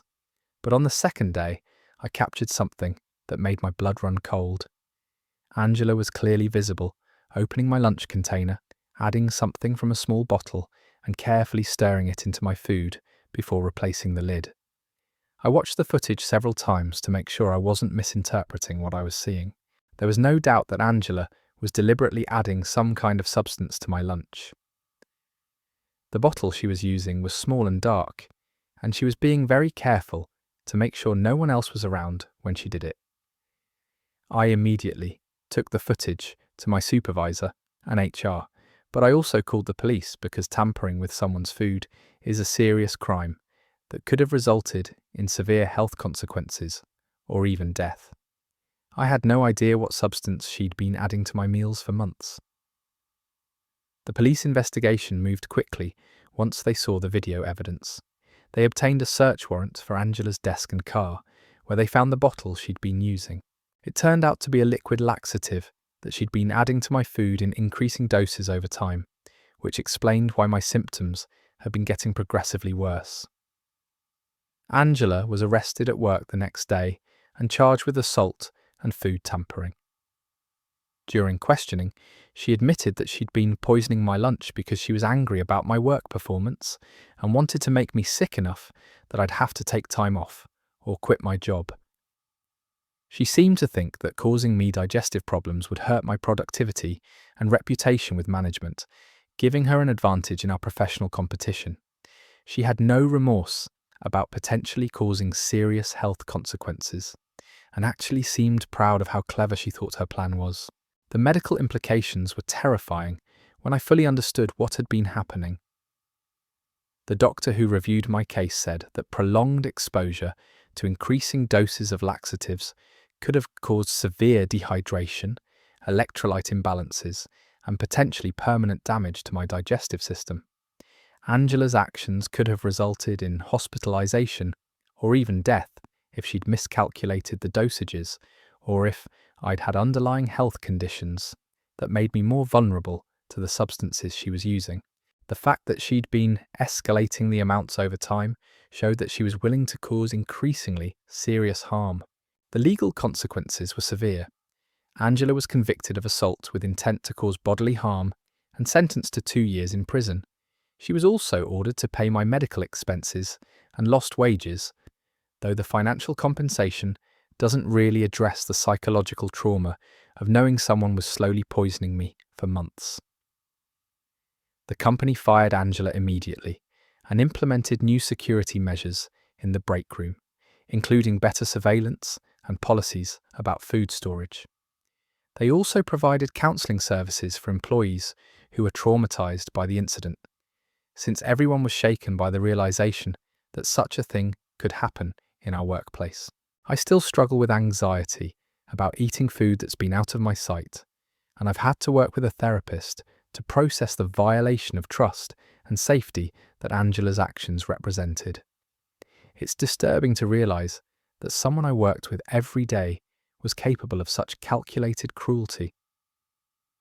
The other employees were horrified when they learned what had been happening, and several people mentioned that they'd noticed Angela's increasing hostility, but never imagined it would lead to criminal behaviour. The incident changed the entire office culture and made everyone more aware of how workplace conflicts can escalate into dangerous situations. This story is absolutely chilling because it shows how workplace rivalry can escalate into attempted murder. Angela was literally poisoning someone over performance reviews and professional jealousy, which is beyond psychopathic behaviour. The fact that she was proud of her plan when caught shows she had zero understanding of how close she came to killing someone. This next story comes from someone who discovered their co-worker had some very interesting ideas about workplace hierarchy. My co-worker thinks she's my supervisor because she's been here longer. I work at a mid-sized accounting firm where I've been employed for about 8 months now. The job is pretty straightforward. I handle client files, process paperwork, and assist with tax preparation during busy season. When I started, I was told I'd be working alongside another associate named Patricia, who had been with the company for 3 years. At first, Patricia seemed helpful and knowledgeable. She showed me where supplies were kept, explained some of the office procedures, and answered questions when I was learning the ropes. I appreciated her guidance during those first few weeks, when everything felt overwhelming and new. But about 2 months into my employment, Patricia's behaviour started changing. She began making comments about my work methods, suggesting I was doing things incorrectly, even when I was following the exact procedures outlined in our training manual. When I mentioned this to our actual supervisor, he confirmed I was doing everything correctly and told me to keep up the good work. Patricia didn't like this response. She started positioning herself as some kind of quality control manager, reviewing my completed work and pointing out minor formatting differences that had no impact on accuracy or compliance. She'd leave sticky notes on my desk with suggestions for improvement that were really just her personal preferences rather than company standards. The situation escalated when Patricia began scheduling what she called one-on-one meetings with me. She'd book conference rooms and present printed agendas discussing my performance, areas for development, and goals for the upcoming quarter. During these meetings, she'd take notes and speak in the same tone our actual supervisors used during real performance reviews. I tried to handle this diplomatically at first. I explained that while I valued her input as a colleague, she wasn't in a supervisory role, and I felt uncomfortable with the formal review process she was implementing. Patricia responded by saying that her seniority and experience naturally put her in a mentoring position, and that I should be grateful for her investment in my professional development. Things got worse when Patricia started assigning me tasks that weren't part of my job description. She'd hand me lists of additional responsibilities she thought I should take on, including organising office supply orders, coordinating maintenance requests, and even planning the monthly birthday celebrations for our department. When I declined these extra duties, she accused me of not being a team player. The breaking point came during a staff meeting when our actual supervisor asked for volunteers to lead a new client onboarding project. I raised my hand to volunteer, but Patricia immediately interjected, saying she didn't think I was ready for that level of responsibility yet. She suggested that she should oversee my involvement in the project to ensure quality standards were maintained. Our supervisor looked confused and asked Patricia to clarify her role in evaluating my readiness for assignments. Patricia launched into an explanation about her informal supervisory responsibilities and how she'd been monitoring my progress since I started. The room went silent as everyone realized what was happening. After the meeting, our supervisor asked to speak with me privately. He apologized for not addressing Patricia's behavior sooner and explained that several people had mentioned her unusual approach to colleague relationships. He assured me that Patricia had no authority over my work or professional development and that her conduct was inappropriate. The next day, Patricia was called into a meeting with HR and our department head. I wasn't privy to the details of that conversation, but afterward, Patricia's attitude toward me changed dramatically. She became cold and professional, limiting our interactions to only what was necessary for work collaboration. Some of my co-workers mentioned that Patricia had tried similar behavior with previous new hires, but most people had either transferred to different departments or left the company before it became a major issue. Apparently, her territorial approach to seniority had been an ongoing concern that management had failed to address until now. Patricia still works in our department, but she no longer attempts to supervise or mentor anyone. She focuses on her own responsibilities and maintains cordial but distant relationships with colleagues. The whole experience taught me the importance of establishing clear boundaries early in workplace relationships and not being afraid to escalate inappropriate behavior to actual supervisors. That story is over. The delusion required to create your own supervisory role and then get offended when people don't respect your imaginary authority is truly something else. Patricia really thought 3 years of experience automatically made her everyone's boss and started conducting performance reviews like she was running the department. Some people will literally invent power structures in their head and then act shocked when reality doesn't cooperate with their fantasy. Let's move on to our next story, which involves some creative interpretations of workplace dress codes. My new employee showed up to work in a wedding dress because our handbook says business formal. I'm the office manager at a small law firm, and last month we hired a recent college graduate named Brittany for a receptionist position. During the interview process, she seemed professional and enthusiastic, with good communication skills and relevant coursework in business administration.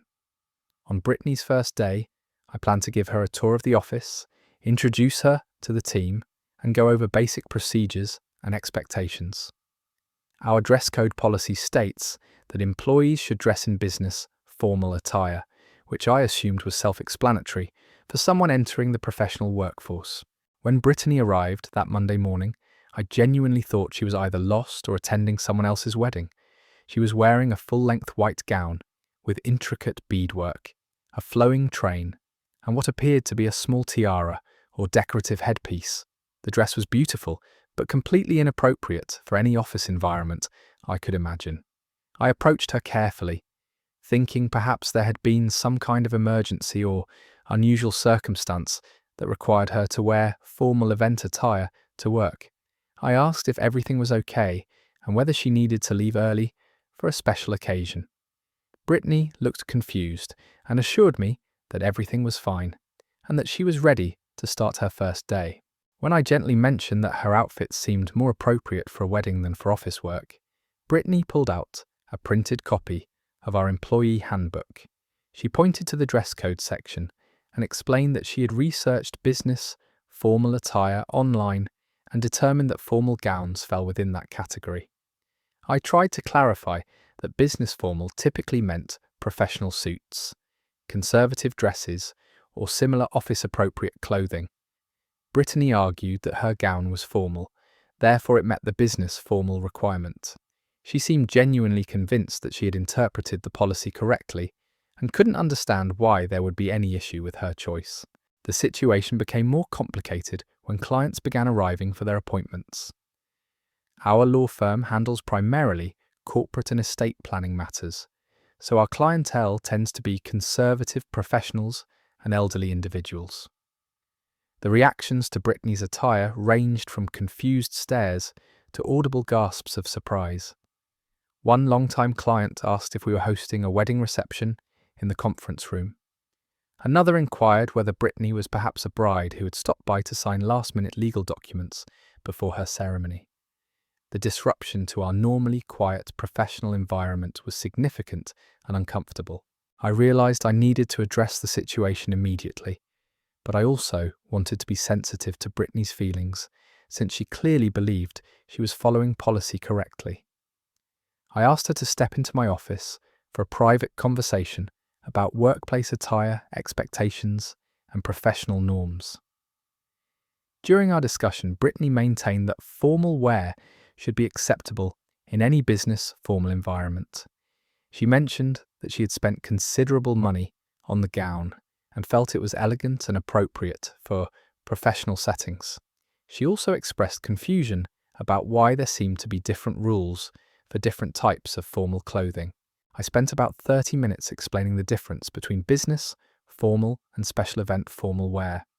I showed her examples of appropriate business attire from professional clothing websites and explained how workplace dress codes are designed to create a consistent, professional atmosphere that won't distract from business operations. Brittany seemed to understand the explanation, but she was clearly disappointed and embarrassed. She hadn't brought any alternative clothing and lived about 45 minutes away from the office. I offered to let her leave early to change and return the next day with appropriate attire. The next morning, Brittany arrived wearing a conservative business suit that was perfect for our office environment. She apologized for the confusion and thanked me for taking the time to clarify expectations rather than simply sending her home. She explained that she had never worked in a professional office before and had relied on internet research rather than asking for specific examples. Brittany turned out to be an excellent employee once we got past the initial dress code misunderstanding. She's detail-oriented, professional with clients, and has a great attitude about learning new skills. The wedding dress incident became something we could laugh about after she'd been with us for a few months. I did update our employee handbook to include more specific examples of appropriate business formal attire to prevent similar confusion with future hires. Sometimes policies that seem obvious to experienced professionals can be genuinely confusing for people entering the workforce for the first time. That story's over.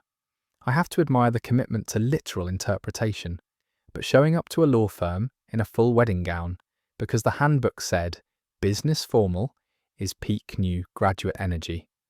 The fact that she argued with her manager about formal wear technicalities while wearing a tiara makes this even better.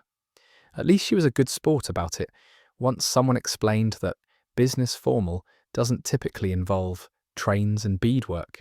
Our next story takes us into the world of office politics and some very creative expense reporting. My co-worker has been billing personal expenses to the company for months. I work in the finance department of a medium-sized marketing agency, and part of my job involves reviewing and processing expense reports from various departments. Most of these are straightforward business expenses like client lunches, travel costs, or office supplies purchased by employees who are later reimbursed by the company. About 6 months ago, I started noticing some unusual patterns in the expense reports submitted by one of our account managers, Tyler.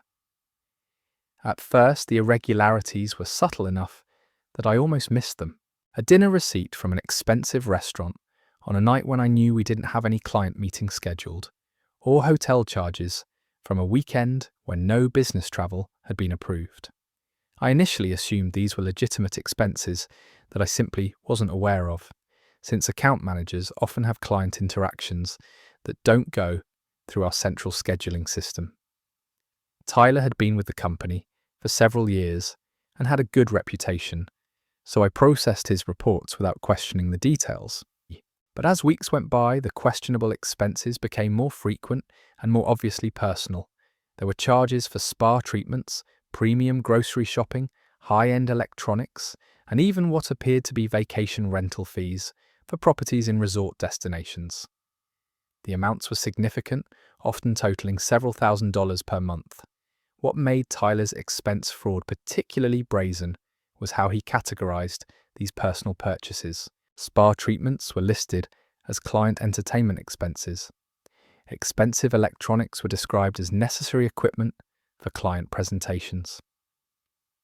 Vacation rentals were categorized as temporary office space for off-site client meetings. His creativity in justifying personal expenses as business necessities was almost impressive. I started keeping detailed records of Tyler's suspicious expense reports, including the dates, amounts, and his explanations for each charge. I also began cross-referencing his reported business activities with our actual client schedules and project timelines. The discrepancies were obvious once I started looking systematically. The most egregious example was when Tyler submitted an expense report for a week-long trip to Hawaii that he claimed was for client development and market research. The expenses included luxury hotel accommodations, fine dining, recreational activities, and even a helicopter tour of the islands. The total cost to the company was over $8,000. I knew for certain that Tyler had no clients in Hawaii and that no market research projects had been approved for that region. When I checked with his supervisor about the trip, she had no knowledge of any business activities that would justify travel to Hawaii. Tyler had essentially taken a personal vacation and charged the entire cost to the company. At this point, I realized I needed to report Tyler's fraudulent expense reporting to management. I compiled all the evidence I had gathered over several months, including copies of suspicious receipts, documentation showing the lack of corresponding business activities, and calculations of the total amount of personal expenses he had charged to the company. When I presented this information to our CFO and HR director, they were shocked by the scope of Tyler's expense fraud. The total amount of questionable charges over the past year exceeded $30,000. They immediately launched a formal investigation and suspended Tyler pending the outcome. During the investigation, Tyler initially denied any wrongdoing and insisted that all his expenses were legitimate business costs. However, when confronted with specific evidence and asked to provide documentation of the business activities that justified each expense, he was unable to produce any supporting materials. Tyler eventually admitted to the expense fraud and was terminated immediately. The company also pursued legal action to recover the stolen funds and reported the matter to law enforcement. Tyler's actions constituted embezzlement, which is a serious criminal offence that can result in significant fines and prison time. The whole situation was particularly disappointing because Tyler had been a trusted employee who seemed to be performing well in his role.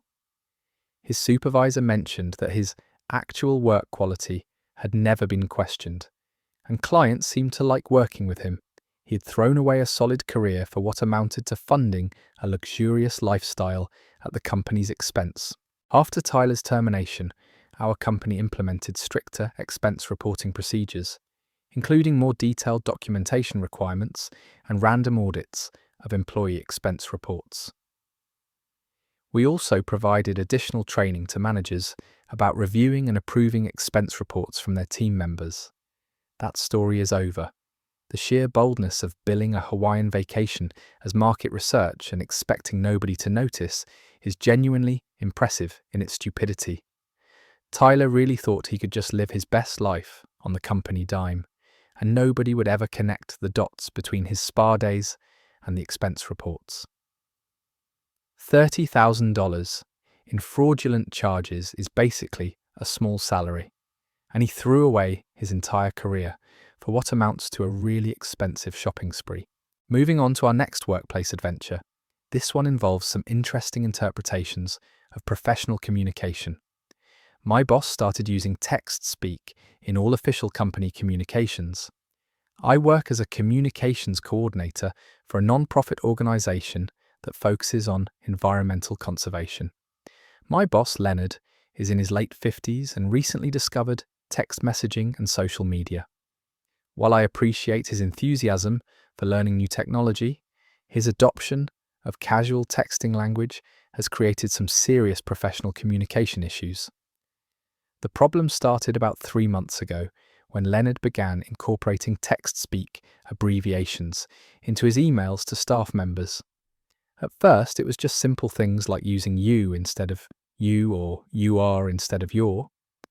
I thought it might be a temporary phase as he got comfortable with digital communication, so I didn't address it immediately.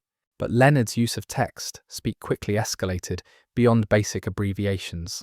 He started using phrases like, OMG, this is so important, in emails about budget meetings, and LOL, we need to talk ASAP, when discussing serious personnel issues.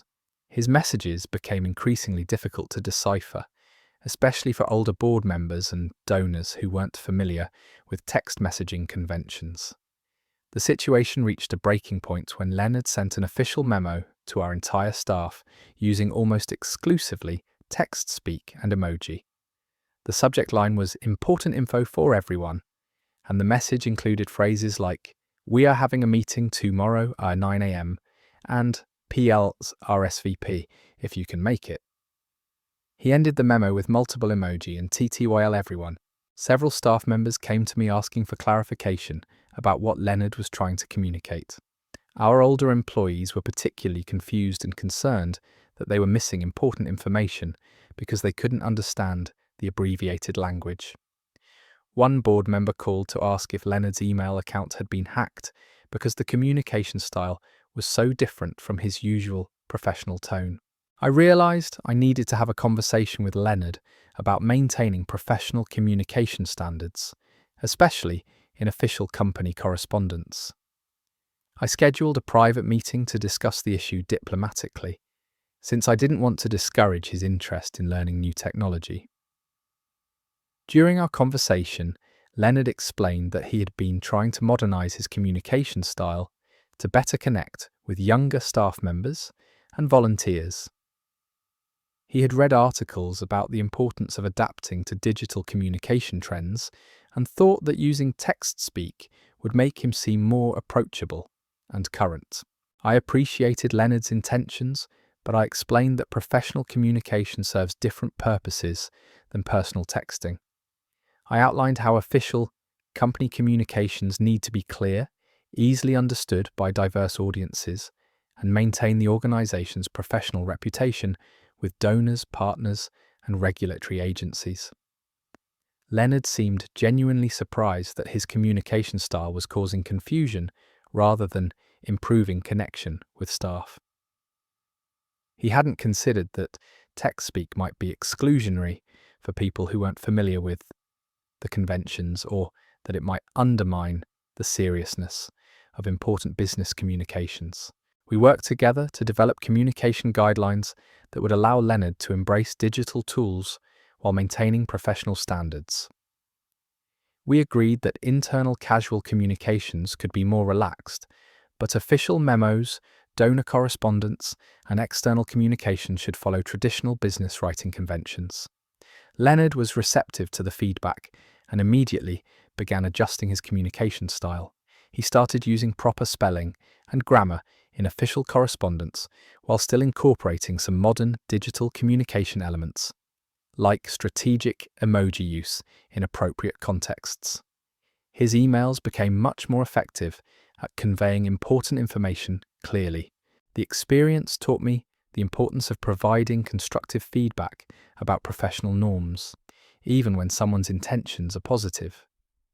Leonard's enthusiasm for learning new communication methods was admirable, but he needed guidance about when and how to apply different communication styles appropriately in a professional environment.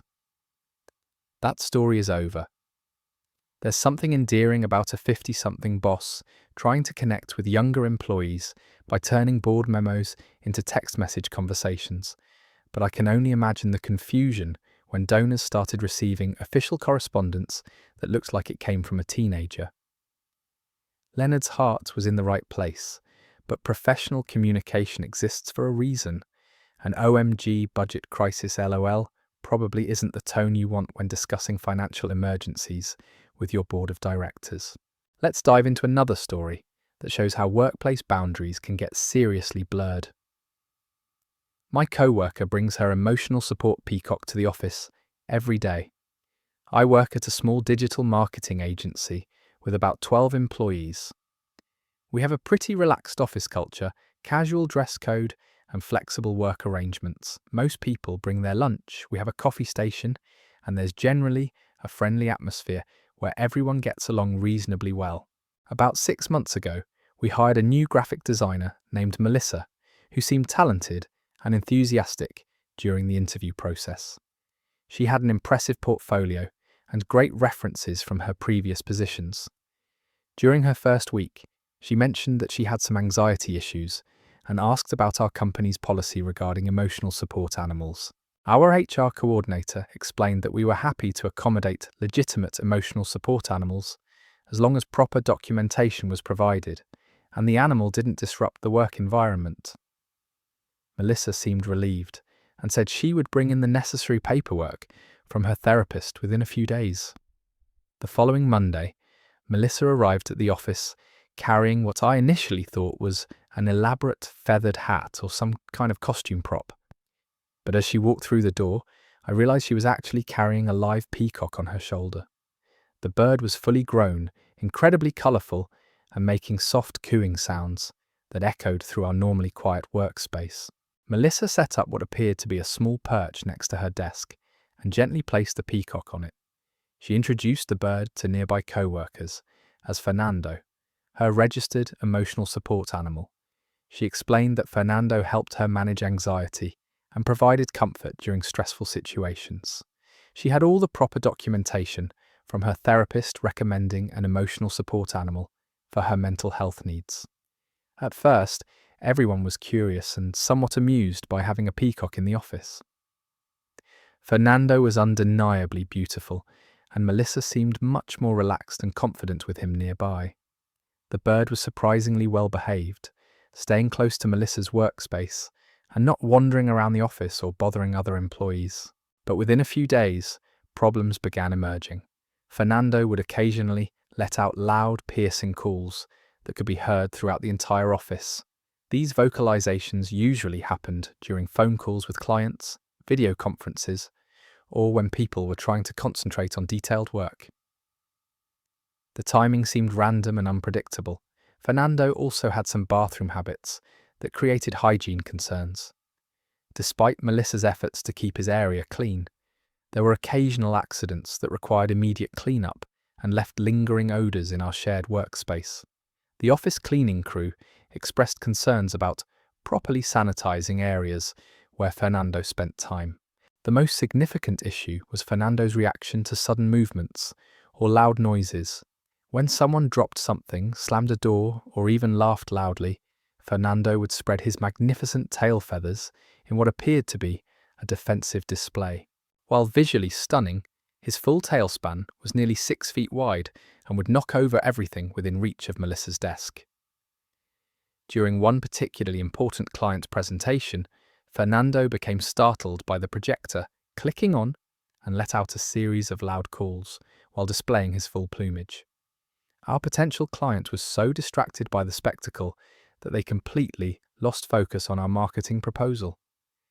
We didn't get that contract, and I suspect Fernando's performance played a role in that outcome.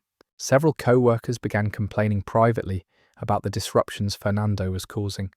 People mentioned difficulty concentrating, concerns about allergies to bird dander, and general discomfort with having a large, unpredictable animal in their immediate work environment.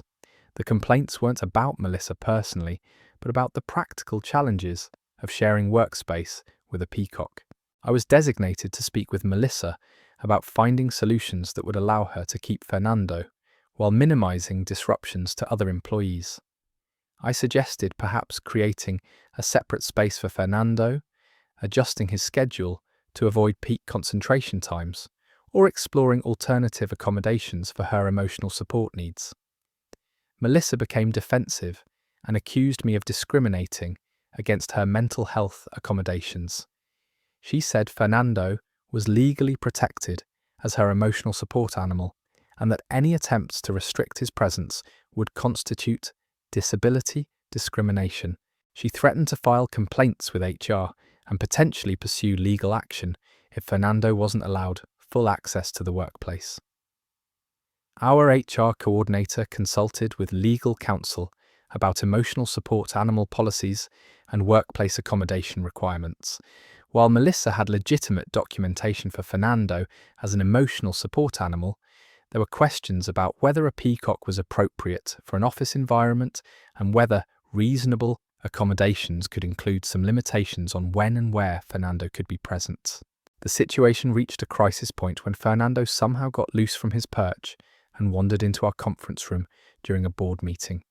He knocked over a water pitcher, scattered papers everywhere, and let out several loud calls while our board members sat in stunned silence. One board member was actually afraid Fernando might attack and hid under the conference table until Melissa could retrieve him. After the board meeting incident, management decided that while they supported Melissa's need for emotional support accommodations, Fernando's presence was creating an unworkable situation for other employees and clients.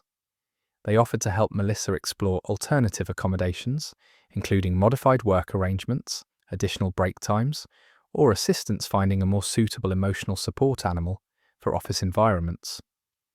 Melissa refused all alternative accommodations and insisted that Fernando was the only emotional support animal that effectively managed her anxiety. She maintained that any restrictions on Fernando's workplace access violated her rights and discriminated against her disability. She filed formal complaints with both HR and external agencies, claiming disability discrimination. Ultimately, Melissa and our company reached a settlement, allowing her to work remotely, full-time with Fernando in her home environment. This arrangement met her emotional support needs while eliminating the workplace disruptions that had been affecting other employees and business operations. That story is over. The mental image of a board meeting being interrupted by a loose peacock knocking over water pitchers while executives hide under tables is absolutely incredible. I genuinely feel for Melissa's anxiety struggles, but there's got to be some middle ground between no accommodations and having a 6-foot wingspan disrupting client presentations. Sometimes the most well-intentioned workplace policies create situations nobody could have predicted, and Fernando definitely falls into that category. Let's move into another story about workplace dynamics that got seriously out of hand. My manager started timing my bathroom breaks with a stopwatch. I work as a customer service representative at a call center that handles technical support for a software company. The job involves taking back-to-back calls from frustrated customers, troubleshooting complex technical issues, and maintaining detailed records of each interaction. It's demanding work that requires concentration and patience, especially during busy periods when call volumes are high.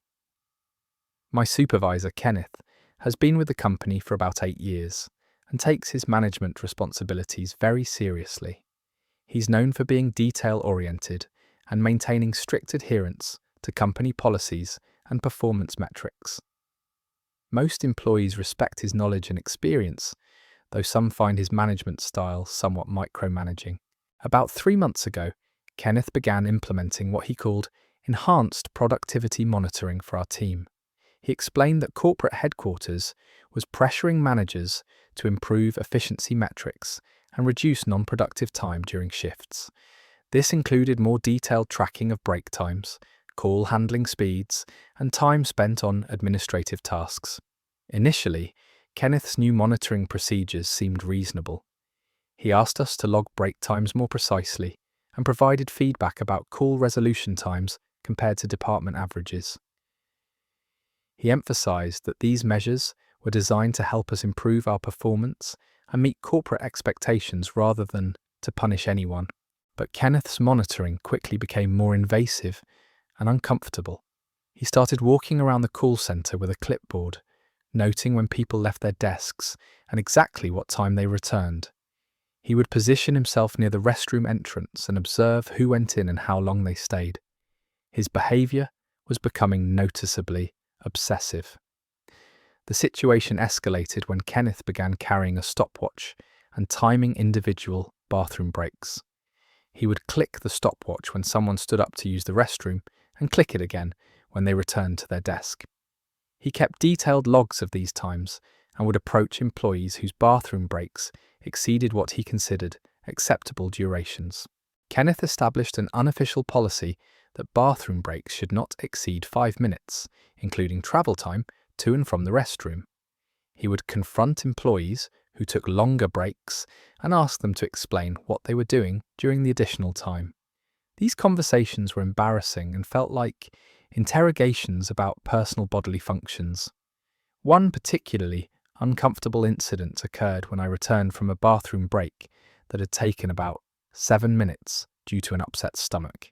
Kenneth approached me with his stopwatch and asked why I had exceeded the acceptable time limit. When I explained that I had been feeling unwell, he suggested I should notify him in advance if I expected to need extended bathroom time due to health issues.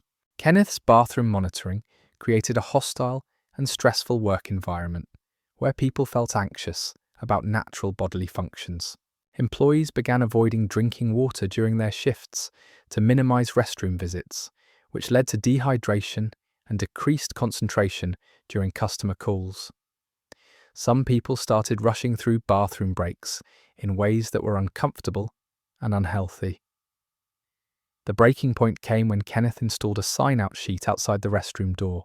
He required all employees to write their name, departure time, and return time whenever they used the facilities.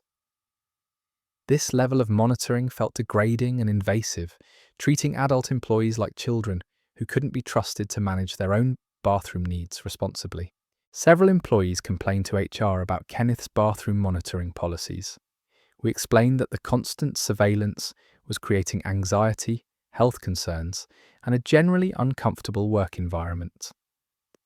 We provided documentation of Kenneth's timing practices and the detailed logs he'd been maintaining about our restroom usage. HR conducted an investigation and determined that Kenneth's monitoring practices were excessive and inappropriate for a workplace environment. While employers can track general productivity and break times, timing individual bathroom breaks with stopwatches and requiring detailed explanations for restroom visits crossed professional boundaries. Kenneth was required to attend additional management training focused on appropriate workplace supervision and employee privacy rights. He was also instructed to discontinue all bathroom-related monitoring and remove the sign-out sheet from the restroom area. The company implemented clearer guidelines about reasonable productivity monitoring versus invasive surveillance. After the HR intervention, Kenneth's management style became more professional and less intrusive. He continued tracking general performance metrics, but stopped the obsessive monitoring of personal activities like bathroom breaks. The work environment became much more comfortable, and employee morale improved significantly. The whole experience taught me the importance of speaking up when workplace policies or management practices become unreasonable, even when they're presented as necessary for business operations. Sometimes managers can lose perspective about appropriate boundaries, and employee feedback is necessary to maintain a professional and respectful work environment. That story is over. The image of a grown man with a stopwatch lurking outside the bathroom door, like some kind of restroom security guard, is both hilarious and deeply disturbing. Kenneth really thought corporate productivity metrics meant he needed to become the bathroom police and time people's biological functions. There's workplace efficiency, and then there's whatever psychological issues were driving Kenneth to interrogate employees about their 7-minute bathroom breaks. Here's our next story about someone who took workplace creativity to some very interesting places.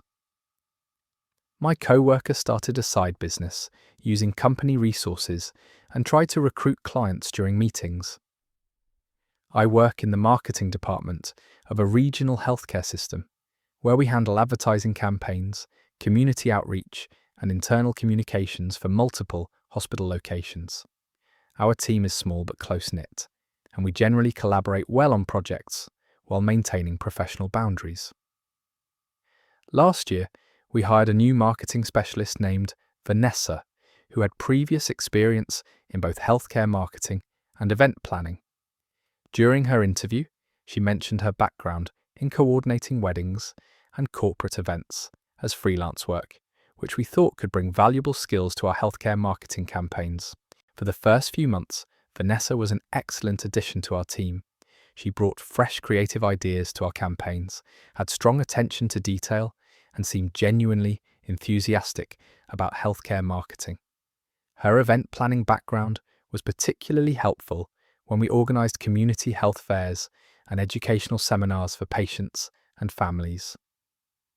Around her 6-month mark, Vanessa began mentioning her freelance event planning business more frequently in casual conversations.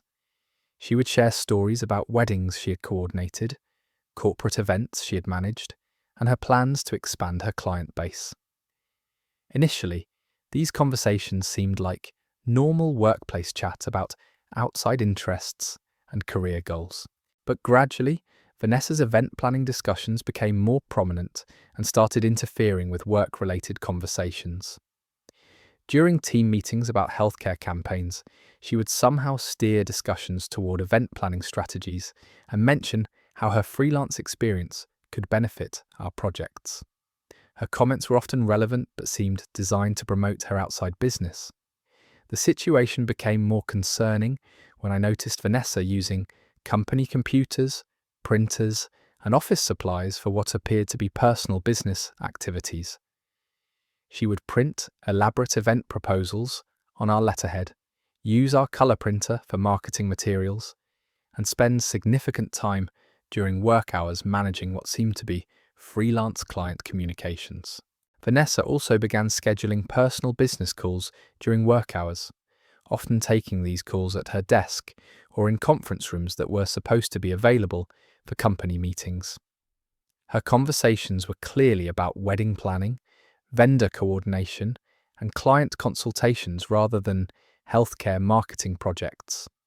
The most problematic behaviour emerged during client meetings and community events, where Vanessa would subtly promote her event planning services. During a community health fair, I overheard her giving her business card to several attendees and discussing her availability for wedding planning services. She was essentially using company-sponsored events to network for her personal business. At a meeting with hospital administrators about an upcoming patient education campaign, Vanessa somehow worked her event planning credentials into the conversation and mentioned her availability for corporate event coordination. The administrators seemed confused about why our marketing specialist was promoting unrelated services during a healthcare marketing discussion. I realised that Vanessa was using her position with our healthcare system to legitimise and promote her freelance event planning business. She was leveraging our company's reputation, resources, and client relationships to build her personal brand and attract new customers for services completely unrelated to her job responsibilities. The situation reached a breaking point when Vanessa submitted an expense report that included charges for event planning supplies she had purchased for a wedding client. She had categorized these expenses as materials for a healthcare marketing campaign, essentially asking our company to fund her freelance business operations. I felt obligated to report Vanessa's behavior to our department manager, since her activities were affecting our team's productivity and potentially creating conflicts of interest with our healthcare marketing responsibilities. I documented the various incidents I had observed, including her use of company resources, client recruitment activities, and inappropriate expense submissions. Our department manager conducted an investigation and discovered that Vanessa had been systematically using company time and resources to operate her freelance business. She had been storing client files on company servers, using our office address for business correspondence, and even listing her healthcare system email address on event planning promotional materials. When confronted with this evidence, Vanessa argued that her event planning skills enhanced her value as a healthcare marketing employee and that cross-promoting services was common in marketing industries. She claimed that her freelance work was helping her develop skills that benefited our healthcare campaigns. Management explained that while employees were allowed to have outside interests and freelance work, using company resources and time for personal business activities violated employment policies and created potential conflicts of interest. Vanessa was given the opportunity to separate her freelance activities from her healthcare marketing responsibilities. Vanessa chose to resign rather than discontinue her use of company resources for her event planning business. She apparently decided that her freelance work was more profitable than her healthcare marketing position and wanted to focus entirely on building her event planning company. After Vanessa's departure, we had to review all her previous work to ensure that healthcare marketing projects had been completed properly and that no company resources or client relationships had been inappropriately used for her personal business developments. That story is over. The boldness of submitting expense reports for wedding supplies while categorizing them as healthcare marketing materials is truly next-level workplace fraud. Vanessa really thought she could turn her marketing job into a launching pad for her event planning empire, and nobody would notice her recruiting clients during hospital meetings. Using company letterhead to print wedding proposals is the kind of audacity that almost deserves respect, if it weren't completely unethical. Let's move on to a story that involves some very creative interpretations of workplace flexibility. My co-worker thinks working from home means she can disappear for hours at a time. I'm a project manager at a software development company that transitioned to hybrid work arrangements after the pandemic.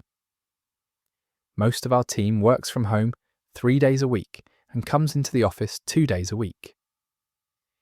The arrangement has worked well for maintaining productivity while giving employees better work-life balance. When we hired Rebecca as a junior developer 6 months ago, she specifically mentioned during her interview how much she valued flexible work arrangements and remote work opportunities. She seemed enthusiastic about our hybrid model and assured us she was self-motivated and experienced with remote collaboration tools. For the first month, Rebecca's remote work performance seemed solid. She attended video meetings on time, responded to messages promptly, and submitted her coding assignments by established deadlines. Her work quality was good, and she seemed to be integrating well with our development team. But around her second month, I started noticing gaps in Rebecca's availability during remote work days. She would join our morning stand-up meeting at 9 a.m., but then become completely unresponsive for hours at a time. Messages would go unanswered for 3 or 4 hours, and she wouldn't respond to urgent requests for clarification on project specifications. When I asked Rebecca about her communication delays, she explained that she was focusing deeply on coding tasks and preferred to work in uninterrupted blocks of time. She said constant messaging disrupted her concentration and that batching communication was more efficient for complex development work. I understood the value of deep work sessions, but Rebecca's unavailability was creating problems for our team collaboration. Other developers needed her input on shared code repositories, and clients were asking questions about features she was implementing. Her communication gaps were causing project delays and frustrating team members who couldn't get timely responses. The situation became more problematic when Rebecca started missing scheduled video conferences and project check-ins. She would simply not show up for meetings without any advance notice or explanation. When I reached out afterward, she would apologize and claim she had been deeply focused on urgent coding tasks and lost track of time. During one particularly important client presentation, where Rebecca was supposed to demonstrate a feature she had developed, she was completely unreachable. We had to reschedule the entire presentation because Rebecca didn't respond to calls, texts, or instant messages. The client was understandably frustrated by the unprofessional handling of their scheduled demo. When I finally connected with Rebecca that afternoon, she explained that she had taken her laptop to a coffee shop for a change of scenery and hadn't realized the Wi-Fi wasn't working properly. She said she had been coding offline and didn't notice the missed messages and meeting invitations until she got home and reconnected to reliable internet. I began documenting Rebecca's availability patterns and discovered that her remote work days had significant gaps where she was completely unreachable. Sometimes these gaps lasted from mid-morning until late afternoon, essentially meaning she was only available for a few hours during what were supposed to be full work days. The breaking point came when I decided to do a surprise check on Rebecca's work progress. I assigned her a coding task on a Tuesday morning and asked for a status update by lunchtime. When she didn't respond by 2 p.m., I drove to her apartment complex to see if there was some kind of emergency. Rebecca's car wasn't in her assigned parking spot, and her apartment appeared empty when I knocked on the door. I waited around for about 30 minutes and eventually saw her return carrying shopping bags and wearing workout clothes. She seemed genuinely surprised to see me and asked if something urgent had happened at work. When I asked about the coding task I had assigned that morning, Rebecca looked confused and said she hadn't seen any messages about urgent work. She claimed she had been running errands and going to the gym, assuming it was acceptable to manage her own schedule as long as she completed her assigned projects by their deadlines. I explained that remote work still required being available during business hours for collaboration, meetings, and urgent requests. Rebecca seemed surprised by this expectation and said she thought working from home meant having complete flexibility to structure her day however she preferred, as long as she delivered quality work products. During our conversation, Rebecca revealed that she had been treating remote work days as personal time, where she could run errands, attend fitness classes, meet friends for lunch, and handle personal appointments. She would work on coding projects in the evenings or early mornings to meet her deadlines, but wasn't available for team collaboration during standard business hours. I had to explain that remote work doesn't mean working whenever you feel like it, but rather working from a different location while maintaining professional availability and communication standards. Rebecca seemed genuinely confused about these expectations and said no one had explained remote work policies clearly during her onboarding. We developed a clear remote work agreement outlining availability expectations, communication response times, and meeting attendance requirements. Rebecca agreed to maintain regular business hours even when working from home and to notify the team in advance if she needed to step away for personal matters during work time. Rebecca's performance improved significantly once she understood the actual expectations for remote work. She began maintaining consistent availability during business hours and became much more responsive to team communications. She admitted that she had misunderstood remote work flexibility and appreciated having clear guidelines. The whole experience taught me the importance of explicitly outlining remote work expectations, rather than assuming employees understand professional standards for working from home. What seems obvious to experienced remote workers can be genuinely confusing for people who are new to flexible work arrangements. That story is over. The idea that working from home means you can just disappear for gym sessions and shopping trips while your team scrambles to find you is absolutely wild. Rebecca really thought remote work was code for do whatever you want as long as you eventually get some coding done. The mental image of her manager showing up at her apartment complex like some kind of workplace detective, only to find her returning from errands in workout clothes, is peak remote work chaos. Let's dive into our next story about someone who had some very unique ideas about professional development. My employee started charging co-workers for training sessions on skills she doesn't actually have. I manage a customer service department for an online retail company, and we employ about 20 representatives who handle phone calls, chat support, and email inquiries from customers. Most of our team members are entry-level employees who are eager to develop new skills and advance their careers within the company. 6 months ago, we hired Natalie as a customer service representative with previous experience in retail and some college coursework in business administration. During her interview, she mentioned interest in eventually moving into training or supervisory roles and seemed motivated to take on additional responsibilities beyond her basic job duties. Natalie quickly established herself as someone who was confident and outgoing with both customers and co-workers. She would offer advice to newer employees about handling difficult customer situations and seemed knowledgeable about various customer service techniques. Her enthusiasm for helping others develop their skills was initially refreshing.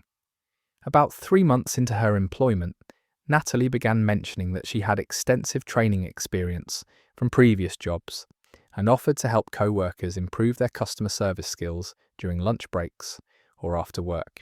Several team members expressed interest in additional training opportunities since our company's formal training budget was limited. Natalie started scheduling what she called professional development sessions in our conference room during lunch periods. She would present information about communication techniques, conflict resolution strategies, and customer psychology. These sessions seemed helpful, and several employees mentioned that they found her advice useful for handling challenging customer interactions. But then Natalie began charging fees for her training sessions. She started asking attendees to contribute $5 per session to cover what she called materials and preparation costs. She explained that she was investing significant time in developing training content and that the small fee would help her continue offering these valuable professional development opportunities. Some employees were willing to pay the fee because they felt Natalie's training was beneficial and more personalized than generic online courses. Others were uncomfortable with the idea of paying a co-worker for training during work hours, but didn't want to seem unsupportive of professional development initiatives. The situation became more concerning when Natalie began advertising her training services more formally. She created flyers promoting herself as a certified customer service trainer and posted them around the office. She established a sign-up system for different training topics and started charging different rates based on the complexity of the subject matter. I became suspicious when I noticed that Natalie's training topics were expanding beyond basic customer service into areas like project management, leadership development, and digital marketing. These were subjects that weren't directly related to her job responsibilities or previous experience, and I wondered where she was getting expertise in such diverse areas. When I asked Natalie about her training certifications and background, she provided vague responses about previous workplace experience and online courses she had completed. She couldn't produce any official certifications or documentation of formal training credentials, but insisted that her practical experience qualified her to teach these subjects. I decided to investigate Natalie's training content more thoroughly by asking some employees who had attended her sessions about what they were learning. I discovered that much of her material was copied directly from free online resources and YouTube videos, with no original content or personalized instruction. Even more problematic was that some of the information Natalie was teaching was incorrect or outdated. Her conflict resolution techniques included strategies that could actually escalate customer complaints rather than resolve them. Her advice about company policies was sometimes completely wrong and could have led to compliance issues if employees had followed her guidance. The breaking point came when I learned that Natalie had been scheduling her paid training sessions during regular work hours and encouraging employees to attend instead of taking their assigned breaks. She was essentially running a side business using company time and resources while providing potentially harmful training to my team members. When I confronted Natalie about her unauthorized training business, she became defensive and argued that she was providing valuable professional development that the company wasn't offering. She said employees were choosing to pay for her services because they recognized the value she was providing, and that she wasn't forcing anyone to participate. I explained that employees aren't allowed to run side businesses on company property during work hours, especially when those businesses involve charging co-workers for services. I also expressed concerns about the accuracy of her training content and the potential liability issues if employees received incorrect information about company policies or customer service procedures. Natalie argued that her training sessions were helping employee morale and professional development, and that the company should be grateful for her initiative in providing additional learning opportunities. She couldn't understand why I was discouraging employee growth and skill development. I had to terminate Natalie's employment due to multiple policy violations, including running an unauthorized business on company property, misrepresenting her qualifications, and providing potentially harmful training information to other employees. The situation created confusion and disappointment among team members who had been paying for her services. After Natalie's departure, I had to retrain several employees who had received incorrect information during her paid sessions. We also implemented clearer policies about outside business activities and established formal channels for employees to request additional professional development opportunities through legitimate training providers. That story is over. The sheer entrepreneurial spirit of charging your own co-workers for fake training sessions using material you copied from YouTube is honestly impressive in its complete inappropriateness. Natalie really built an entire side hustle around pretending to be a certified trainer while giving out information that could actually harm people's job performance. The fact that she was genuinely confused about why her manager might have a problem with her running a scam operation in the company conference room shows a stunning lack of professional awareness. Moving on to another tale of workplace creativity gone completely wrong. My co-worker started selling essential oils during team meetings and claimed they could cure work-related stress. I work in the accounting department of a manufacturing company where we handle payroll, accounts receivable, and financial reporting for multiple plant locations. Our team consists of 8 accountants and support staff who work closely together during busy periods like month-end closing and annual audits. 3 months ago, we hired Christine as a staff accountant with several years of experience at smaller firms. She seemed competent and professional during the interview process, with solid technical skills and good references from previous employers. Her background in both public and private accounting appeared to be a good fit for our diverse responsibilities. Christine integrated well into our team initially, contributing effectively to our monthly closing processes and demonstrating strong attention to detail in her work. She was friendly with co-workers and seemed enthusiastic about learning our company's specific accounting procedures and software systems. About 6 weeks after starting, Christine began mentioning her interest in natural health and wellness approaches to managing work stress. She would talk about the benefits of aromatherapy, herbal supplements, and holistic lifestyle changes during casual conversations with team members. These discussions seemed harmless and even beneficial for workplace wellness. Christine started bringing small bottles of essential oils to work and would occasionally diffuse lavender or peppermint scents at her desk. She explained that certain scents helped her maintain focus and reduce anxiety during stressful periods like deadline crunches. Several co-workers commented positively on the pleasant aromas and asked about her oil collection. The situation began changing when Christine started positioning herself as an expert on essential oils and their therapeutic benefits.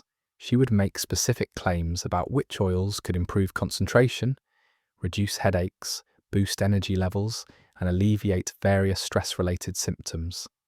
Her recommendations became increasingly detailed and medical in nature. During our weekly team meetings, Christine began incorporating essential oil demonstrations into discussions about workplace wellness and stress management. She would bring samples of different oils and explain their supposed benefits for common workplace issues like fatigue, tension headaches, and deadline anxiety. At first, these wellness tips seemed like a nice addition to our team meetings, especially during busy periods when everyone was feeling overwhelmed. Christine appeared knowledgeable and genuinely concerned about helping her co-workers manage stress more effectively through natural remedies. But then Christine started selling essential oils to co-workers and promoting a multi-level marketing business she had joined.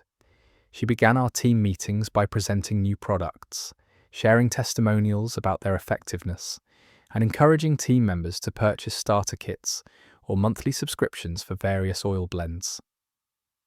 Christine claimed that certain essential oil combinations could completely eliminate work-related stress, improve job performance, and even prevent common workplace illnesses like colds and headaches.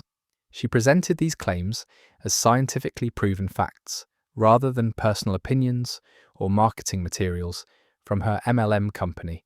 Several team members felt pressured to purchase oils from Christine because she was making these sales pitches during mandatory work meetings where declining to participate felt awkward and potentially harmful to workplace relationships. Her sales presentations were taking up significant time during meetings that were supposed to focus on accounting deadlines and project coordination. The situation became more problematic when Christine started suggesting that employees who were experiencing work stress or health issues should rely on her essential oil recommendations instead of seeking traditional medical care or using established employee assistance programs. She positioned herself as a wellness consultant rather than just a co-worker sharing personal interests. One particularly concerning incident occurred when a team member mentioned having persistent salt or headaches during a stressful audit period. Christine immediately recommended a specific oil blend that she claimed would eliminate the headaches without needing to address underlying causes like poor ergonomics, eye strain, or excessive work hours. I realized that Christine's essential oil sales were creating an uncomfortable work environment where employees felt pressured to purchase products from a co-worker and were receiving potentially harmful medical advice disguised as workplace wellness initiatives. Her MLM activities were also taking time away from our actual accounting responsibilities. When I spoke with Christine about separating her essential oil business from her accounting work, she became defensive and argued that she was providing valuable wellness resources that were improving team morale and productivity. She claimed that her oil recommendations were helping co-workers manage stress more effectively than traditional approaches. Christine insisted that her essential oil business was actually benefiting the company by reducing sick days, improving focus, and creating a more positive work environment. She couldn't understand why I would discourage natural health approaches that were clearly helping her co-workers feel better. I explained that employees shouldn't feel pressured to purchase products from co-workers during work hours, and that making medical claims about essential oils could create liability issues for both Christine and the company. I also pointed out that her sales presentations were taking time away from important accounting deadlines. Christine argued that essential oils were natural products with no harmful side effects, and that she was simply sharing information about wellness approaches that had worked for her personally. She said restricting her ability to help co-workers with stress management was actually harmful to workplace wellness. We had to establish clear policies about soliciting co-workers for personal business ventures and making health-related claims in the workplace. Christine was required to stop selling essential oils to team members and remove all wellness-related sales materials from work meetings and her workspace. Christine complied with the new policies, but seemed resentful about not being allowed to share what she considered valuable wellness information with her co-workers. She continued working in our department but maintained a more distant relationship with team members who had previously been interested in her essential oil recommendations. That story is over.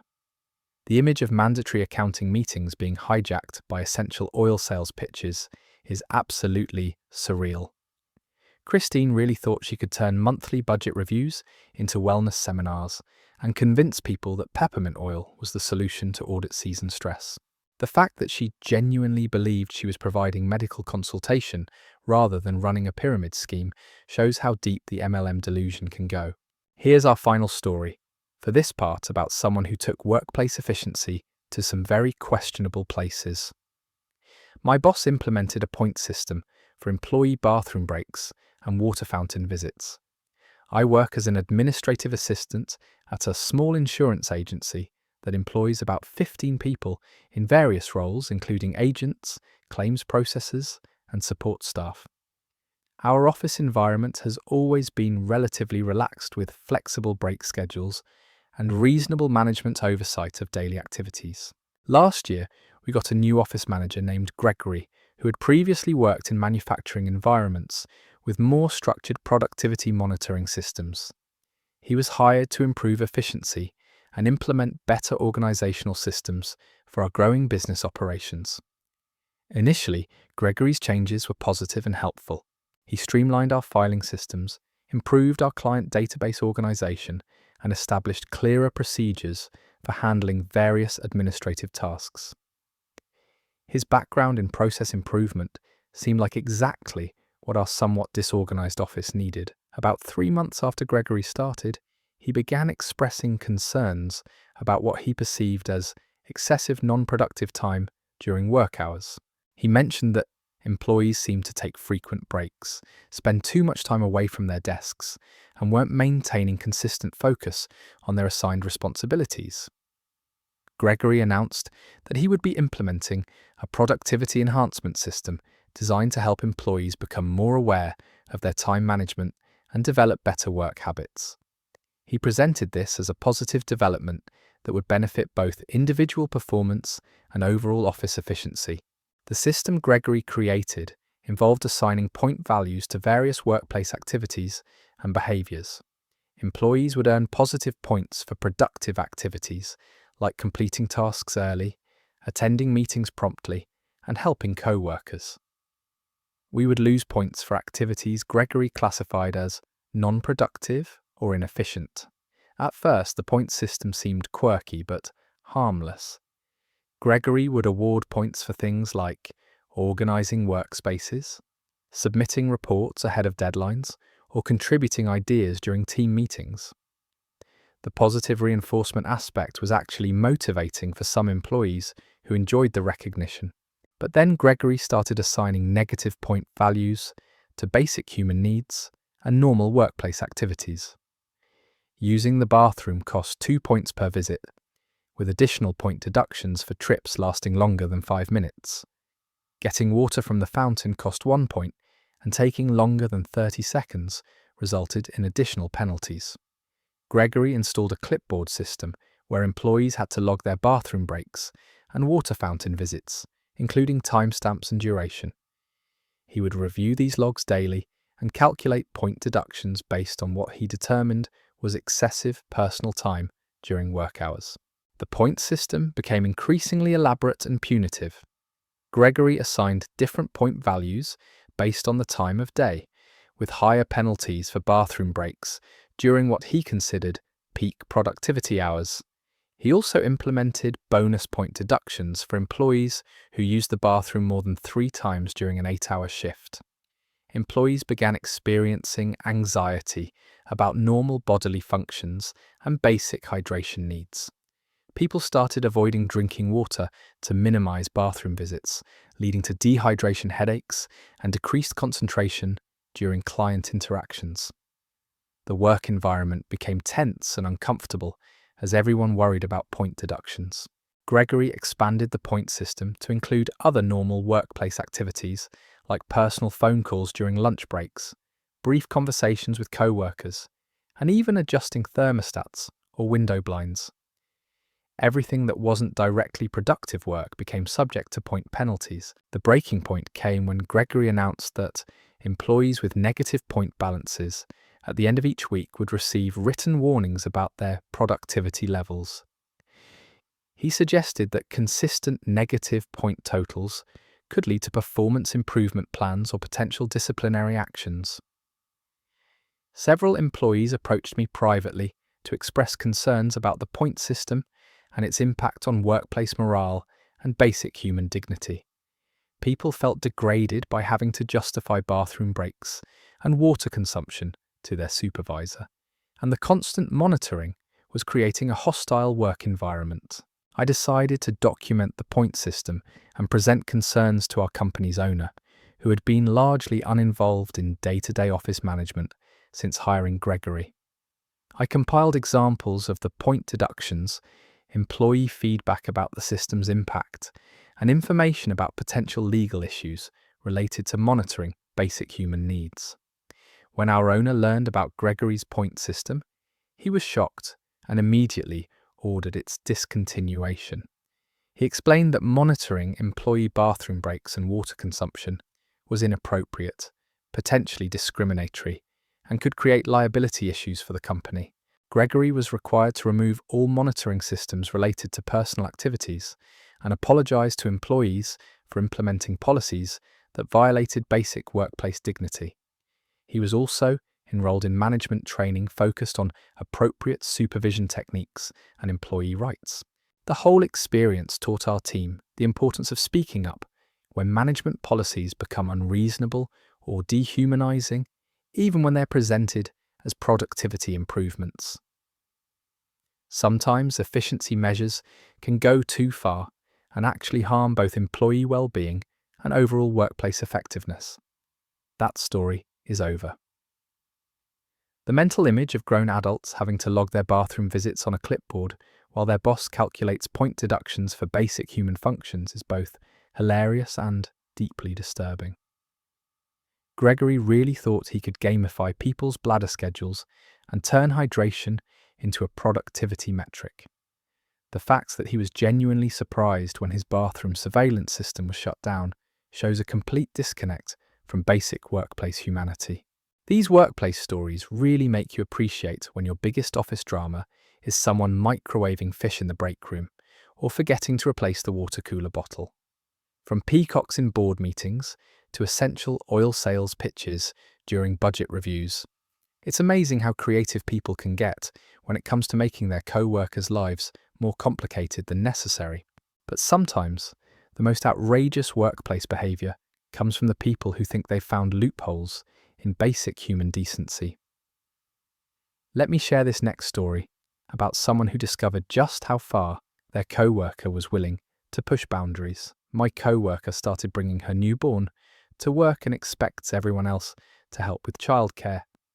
I work at a small non-profit organisation that focuses on community outreach programs. We have about 12 employees, and everyone generally gets along well in our casual, family-friendly environment. The work can be demanding during grant application seasons, but we usually support each other through busy periods. 2 months ago, my colleague Miranda returned from maternity leave with what seemed like a reasonable plan to balance work and new motherhood. She had arranged for her mother to provide childcare 3 days a week and planned to work from home the other 2 days. The arrangement seemed thoughtful and sustainable for everyone involved, but during Miranda's second week back, her childcare arrangements fell through when her mother had a medical emergency and couldn't continue helping with the baby. Miranda was understandably stressed about finding alternative childcare on short notice, especially given our non-profit's limited budget for employee benefits. Miranda asked if she could bring her 3-month-old daughter to the office temporarily while she searched for a new childcare provider. She assured everyone it would only be for a few days, and that the baby was generally quiet and easy to manage during work hours. Most of the team was sympathetic and agreed to help accommodate this temporary solution. The first day went reasonably well. Miranda set up a small area near her desk with a portable crib and baby supplies. Her daughter slept most of the morning, and Miranda was able to handle phone calls and computer work without major disruptions. When the baby needed attention, Miranda would step away briefly to handle feeding or diaper changes. But by the second day, problems began emerging. The baby was more fussy and required frequent attention throughout the day. Miranda would have to step out of meetings to calm her crying daughter, and phone calls with clients were interrupted by baby sounds in the background. The disruptions were becoming noticeable and affecting our professional image. What made the situation more problematic was that Miranda began expecting her co-workers to help with basic childcare tasks. She would ask people to hold the baby during important phone calls, watch her daughter while she attended meetings, or help with feeding and diaper changes when she was overwhelmed with work deadlines. At first, several co-workers were happy to help occasionally, especially those who had children themselves, and understood the challenges of balancing work and parenting responsibilities. But Miranda's requests for assistance became more frequent and demanding, essentially treating the office like a collaborative childcare facility. Miranda would schedule meetings and then ask whoever was available to watch her baby during those times.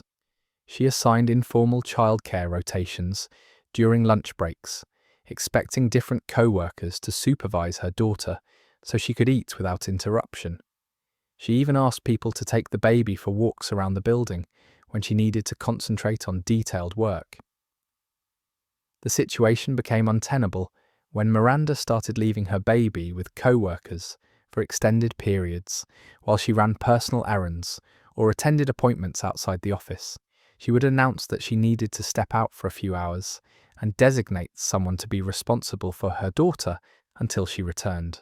One particularly problematic incident occurred during a visit from potential grant funders who were touring our facilities and meeting with staff about our community programs. Miranda's baby began crying loudly during the presentation, and instead of handling the situation herself, she gestured for a co-worker to take the baby out of the room while she continued with the meeting. Our executive director had to address the situation when it became clear that Miranda's childcare expectations were affecting everyone's ability to perform their job responsibilities effectively. Several employees had privately expressed concerns about being assigned unpaid babysitting duties during work hours. During the conversation, Miranda became defensive and accused the organization of not being truly family-friendly despite claiming to support working parents. She argued that a few weeks of temporary childcare assistance shouldn't be a problem in a workplace that valued community and mutual support. Miranda seemed genuinely surprised that her co-workers weren't happy to help with childcare duties and couldn't understand why anyone would object to spending time with her adorable baby. She felt that the office environment should naturally accommodate her needs as a new mother, regardless of how those needs affected other employees. The executive director explained that while the organization wanted to support Miranda during this challenging time, expecting co-workers to provide regular childcare wasn't a sustainable or appropriate solution. Other employees had their own job responsibilities and shouldn't be required to supervise children during work hours. Miranda was given 2 weeks to arrange professional childcare or work-from-home accommodations. She initially threatened to file complaints about workplace discrimination against parents, but ultimately found a childcare provider and returned to normal work arrangements. The temporary crisis passed, but the experience highlighted the importance of clear boundaries around workplace accommodations. That story is over. The entitlement of turning your entire office into an unpaid daycare service and then acting shocked when people object is genuinely astounding. Miranda really thought community-minded non-profit work meant her colleagues had signed up to be rotating babysitters during grant presentations. The image of her gesturing for someone else to remove her crying baby while she continued meeting with funders is peak workplace audacity. At least she figured out actual childcare arrangements instead of doubling down on the collaborative parenting approach. Here's another story about someone who took workplace flexibility to some very creative extremes. My employee started running a food truck from our company parking lot during lunch breaks. I'm the facilities manager for a mid-sized technology company located in an office park outside the city centre. We have about 60 employees and a large parking lot that rarely reaches full capacity, even during busy periods when everyone is working on site. 6 months ago, we hired Trevor as an IT support specialist with good technical skills and previous experience in corporate environments. He seemed professional during the interview process and had solid references from his previous positions. His background in both hardware and software support made him a good fit for our diverse technology needs. Trevor performed well in his new role, quickly learning our systems and providing helpful technical support to employees across different departments. He was friendly, reliable, and seemed to genuinely enjoy solving complex technical problems. His integration into our IT team was smooth and positive. After about 2 months, Trevor mentioned during casual conversation that he had always been interested in cooking and had been considering starting a small food service business as a side venture. He talked about his family's recipes and his dream of eventually opening a restaurant. His enthusiasm for cooking was clear, and several co-workers encouraged his entrepreneurial interests. Trevor began bringing elaborate homemade lunches that attracted attention from other employees. His meals looked restaurant quality and smelled incredible, often featuring complex dishes from various international cuisines. People would compliment his cooking skills and joke that he should start selling his food. What I didn't realize was that Trevor was taking these suggestions seriously and developing a business plan around his lunchtime cooking. He started researching food service regulations, licensing requirements, and the logistics of operating a mobile food business. His casual interest in cooking was evolving into a concrete entrepreneurial venture. The first sign of Trevor's food truck ambitions appeared when he began bringing significantly larger quantities of food and offering to sell portions to interested co-workers. He would set up an informal lunch service in our break room, taking orders in the morning and delivering prepared meals at lunchtime for a reasonable fee. Initially, Trevor's lunch service seemed like a convenient option for employees who didn't want to drive to restaurants or eat cafeteria food from the building next door. His prices were fair, the food was excellent, and the arrangement felt like a friendly favour rather than a formal business operation. But Trevor's lunch service quickly expanded beyond what could reasonably be considered a casual favour for co-workers. He started taking advance orders, creating daily menus, and establishing regular pricing for different meal options. He was essentially operating a restaurant out of our office break room. The situation escalated dramatically when Trevor arrived at work one morning, driving a fully equipped food truck that he parked prominently in our company parking lot. The truck was professionally wrapped with colourful graphics advertising Trevor's mobile kitchen and featured serving windows, menu boards, and all the equipment necessary for commercial food preparation. Trevor explained that he had purchased the food truck over the weekend and planned to operate it during lunch hours to serve both our employees and other businesses in the office park. He had obtained the necessary permits and licenses for mobile food service and was excited to launch his entrepreneurial venture. While I appreciated Trevor's initiative and business ambitions, I was concerned about him using our company property to operate a commercial food service without discussing this arrangement with management. Our parking lot wasn't zoned for commercial activities, and we hadn't agreed to host a food truck business on our premises. Trevor seemed surprised by my concerns and explained that he was only using a small portion of the parking lot during lunch hours when most spaces were empty anyway. He argued that his food truck was providing a valuable service to employees and wasn't interfering with company operations in any meaningful way. I explained that operating a commercial business on company property required proper approvals, insurance considerations, and compliance with local zoning regulations. Even though Trevor had obtained food service permits, he hadn't addressed the property use issues or potential liability concerns for our company. Trevor offered to pay a rental fee for using parking space during lunch hours, treating our lot like a commercial location where he could operate his food truck business. He presented financial projections showing how his food service could benefit both himself and the company through parking lot rental income. The situation became more complicated when other food trucks began showing up in our parking lot, apparently invited by Trevor to create what he called a food truck cluster that would attract customers from surrounding businesses. Our parking lot was suddenly hosting multiple commercial food vendors without any formal agreements or oversight. I had to inform Trevor that while we supported his entrepreneurial goals, he couldn't operate a commercial food truck business from our company parking lot without proper agreements and approvals. The immediate issue was that other businesses in our office park were complaining about the unauthorized commercial activity. Trevor was disappointed, but agreed to relocate his food truck operations to properly designated commercial areas. He continued working in our IT department while building his food service business at approved locations around the city. His cooking venture eventually became successful enough that he transitioned to full-time food service entrepreneurship.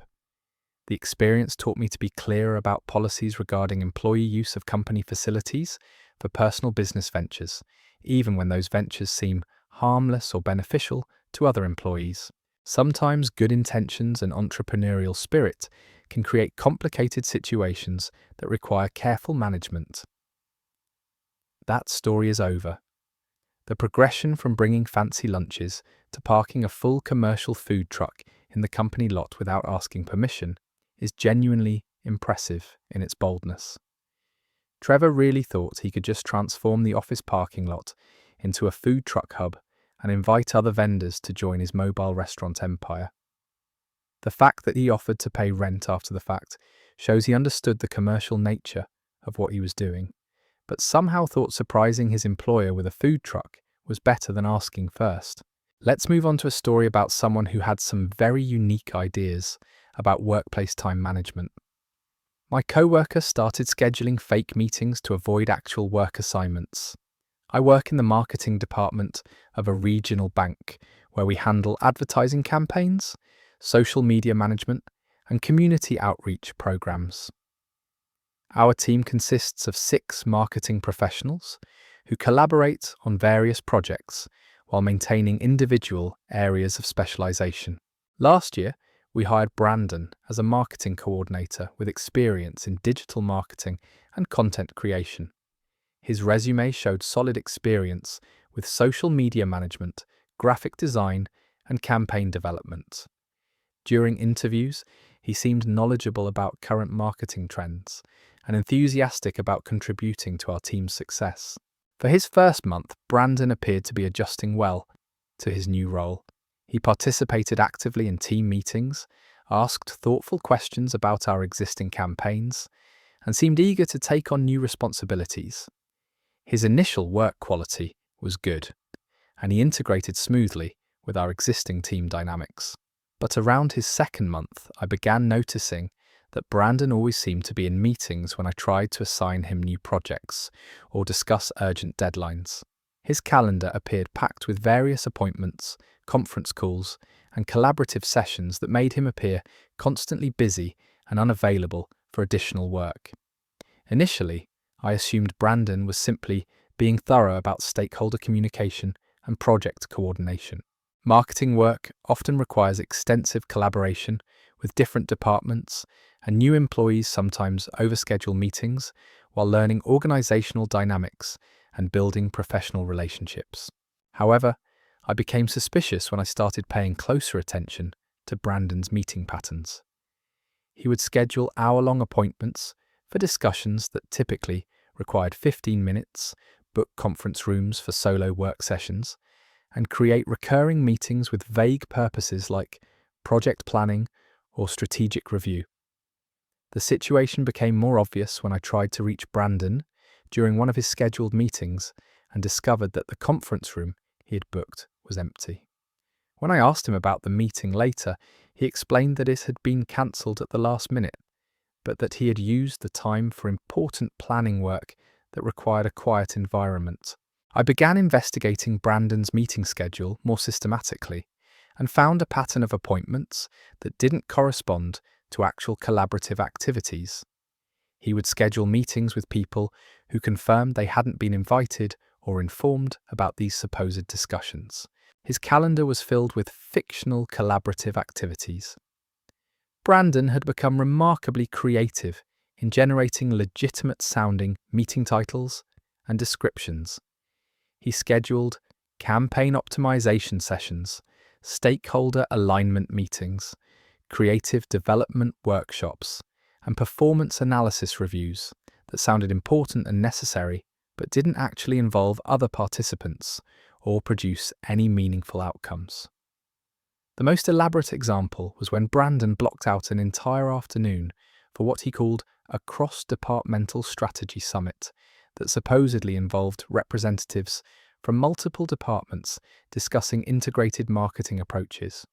When I checked with those departments, no one had been invited to or was aware of any such meeting. Brandon's fake meeting strategy was allowing him to avoid taking on new assignments while appearing to be fully engaged with important collaborative work. When asked about his availability for urgent projects, he could point to his packed calendar as evidence that he was already overwhelmed with critical responsibilities. The deception became obvious during a particularly busy period when we needed all team members to work on a time-sensitive campaign for a major product launch. Brandon claimed he couldn't contribute additional hours because he was committed to essential meetings throughout the week, but none of these meetings involved actual work related to our department's priorities. I confronted Brandon directly about his meeting schedule and asked him to provide details about the participants and objectives for several upcoming appointments. He became defensive and insisted that all his meetings were legitimate work activities, but couldn't provide specific information about attendees or expected outcomes. When I pointed out that several of his supposed meeting participants had no record of being invited or scheduled for these discussions, Brandon claimed there had been communication mix-ups and scheduling conflicts that explained the discrepancies. His explanations became increasingly vague and implausible. Brandon eventually admitted that he had been creating fake meetings to manage his workload and avoid taking on more responsibilities than he felt comfortable handling. He explained that he was feeling overwhelmed by the pace of work and thought that appearing busy would give him breathing room to focus on existing projects. I explained that avoiding new assignments through deceptive scheduling was not an acceptable approach to workload management, and that there were appropriate ways to discuss capacity concerns with supervisors. Brandon's fake meeting strategy had actually made his workload problems worse by preventing honest communication about realistic project timelines. We worked together to develop a more transparent approach to project management that allowed Brandon to communicate openly about his capacity limitations while still meeting department needs. He discontinued the fake meeting practice and began contributing more effectively to team projects through honest scheduling and workload discussions. That story is over.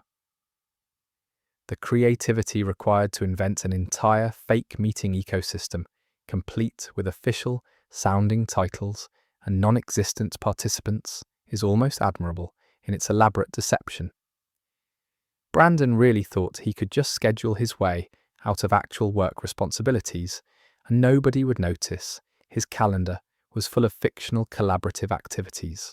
The cross-departmental strategy summit that involved 0 departments is peak fake meeting artistry. At least he eventually figured out that honest communication about workload was easier than maintaining a complex web of scheduling lies.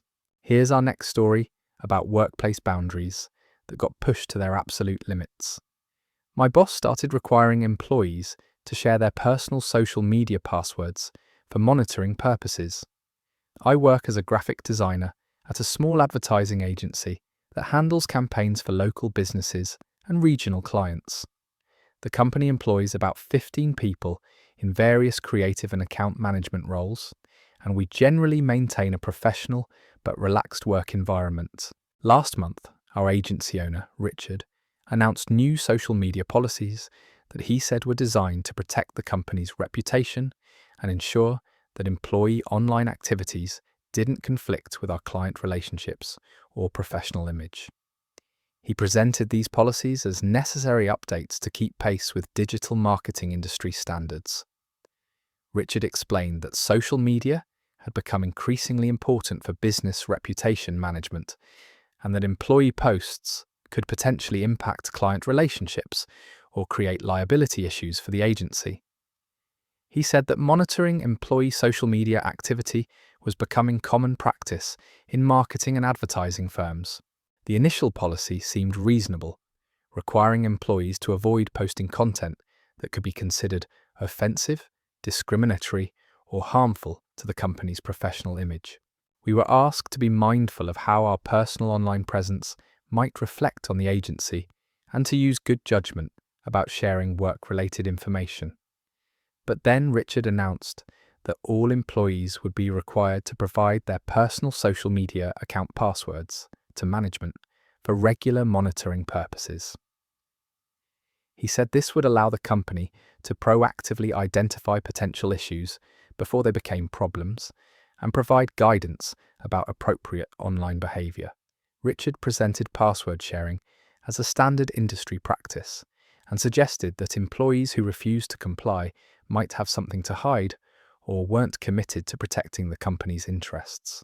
He said that transparency about online activities was essential for maintaining trust between management and staff. Most employees were uncomfortable with surrendering their personal social media passwords to their employer, but Richard made it clear that compliance was mandatory for continued employment. He said that personal social media accounts weren't really personal when they could affect business relationships and professional reputation. I was particularly concerned about this policy because my social media accounts contained personal information about my family, private conversations with friends, and content that was completely unrelated to work activities. Giving my employer access to this private information felt like an unreasonable invasion of personal privacy. When several employees expressed concerns about the password requirement, Richard became defensive and accused us of not understanding modern business practices. He said that companies needed to protect themselves from employee social media mistakes, and that monitoring was the only way to ensure compliance with professional standards. Richard also mentioned that he had already been monitoring employee social media activities informally by searching for our profiles and reviewing publicly visible content. He said the password requirement would simply make this monitoring more efficient and comprehensive, rather than introducing a completely new practice. The situation escalated when Richard started scheduling individual meetings with employees to collect their social media passwords and demonstrate the monitoring process. He showed employees how he would review their posts, comments, and private messages to identify potential issues or policy violations. During my meeting with Richard, I expressed concerns about privacy and asked whether the monitoring would extend to private messages, family photos, and personal conversations that had nothing to do with work activities. Richard said that comprehensive monitoring was necessary and that employees shouldn't worry if they weren't doing anything inappropriate. I explained that I wasn't comfortable sharing passwords to accounts that contained private family information and personal communications that weren't relevant to my job performance or professional responsibilities. Richard responded by saying that privacy concerns were less important than protecting the company's reputation and client relationships. Several employees consulted with employment attorneys about the legality of mandatory social media password sharing, and we learned that this practice raised significant privacy concerns and might violate state laws protecting employee personal information and activities. When we presented Richard with information about potential legal issues related to his social media monitoring policy, he became angry and accused us of being uncooperative and disloyal to the company.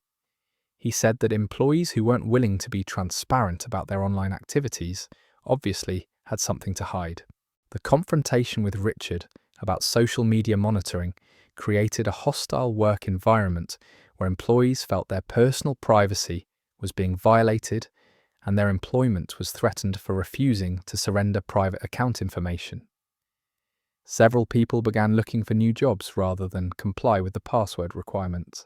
Eventually, our concerns about the social media monitoring policy reached the agency's board of advisors, who immediately recognized the legal and ethical problems with requiring employee password sharing. They ordered Richard to discontinue the policy and apologize to employees for the inappropriate privacy violations. Richard was required to attend additional training about employment law and appropriate workplace policies. The social media monitoring policy was replaced with more reasonable guidelines about professional online behavior that didn't require surrendering personal account access to employers. That story is over. The complete invasion of requiring employees to hand over their personal social media passwords so their boss can read their private messages and family photos is absolutely dystopian. Richard really thought he could just demand access to people's entire digital lives and frame it as standard business practice. The idea that he was already informally stalking everyone's social media profiles and thought making it official would be an improvement shows a stunning lack of understanding about privacy and professional boundaries. Thank goodness someone had the sense to consult employment lawyers before this workplace surveillance nightmare went any further. If you enjoyed this batch, you will definitely love to listen to the other stories I have in store on my channel. Consider subscribing for more as I post Reddit story readings just like these every night. Sweet dreams and take care.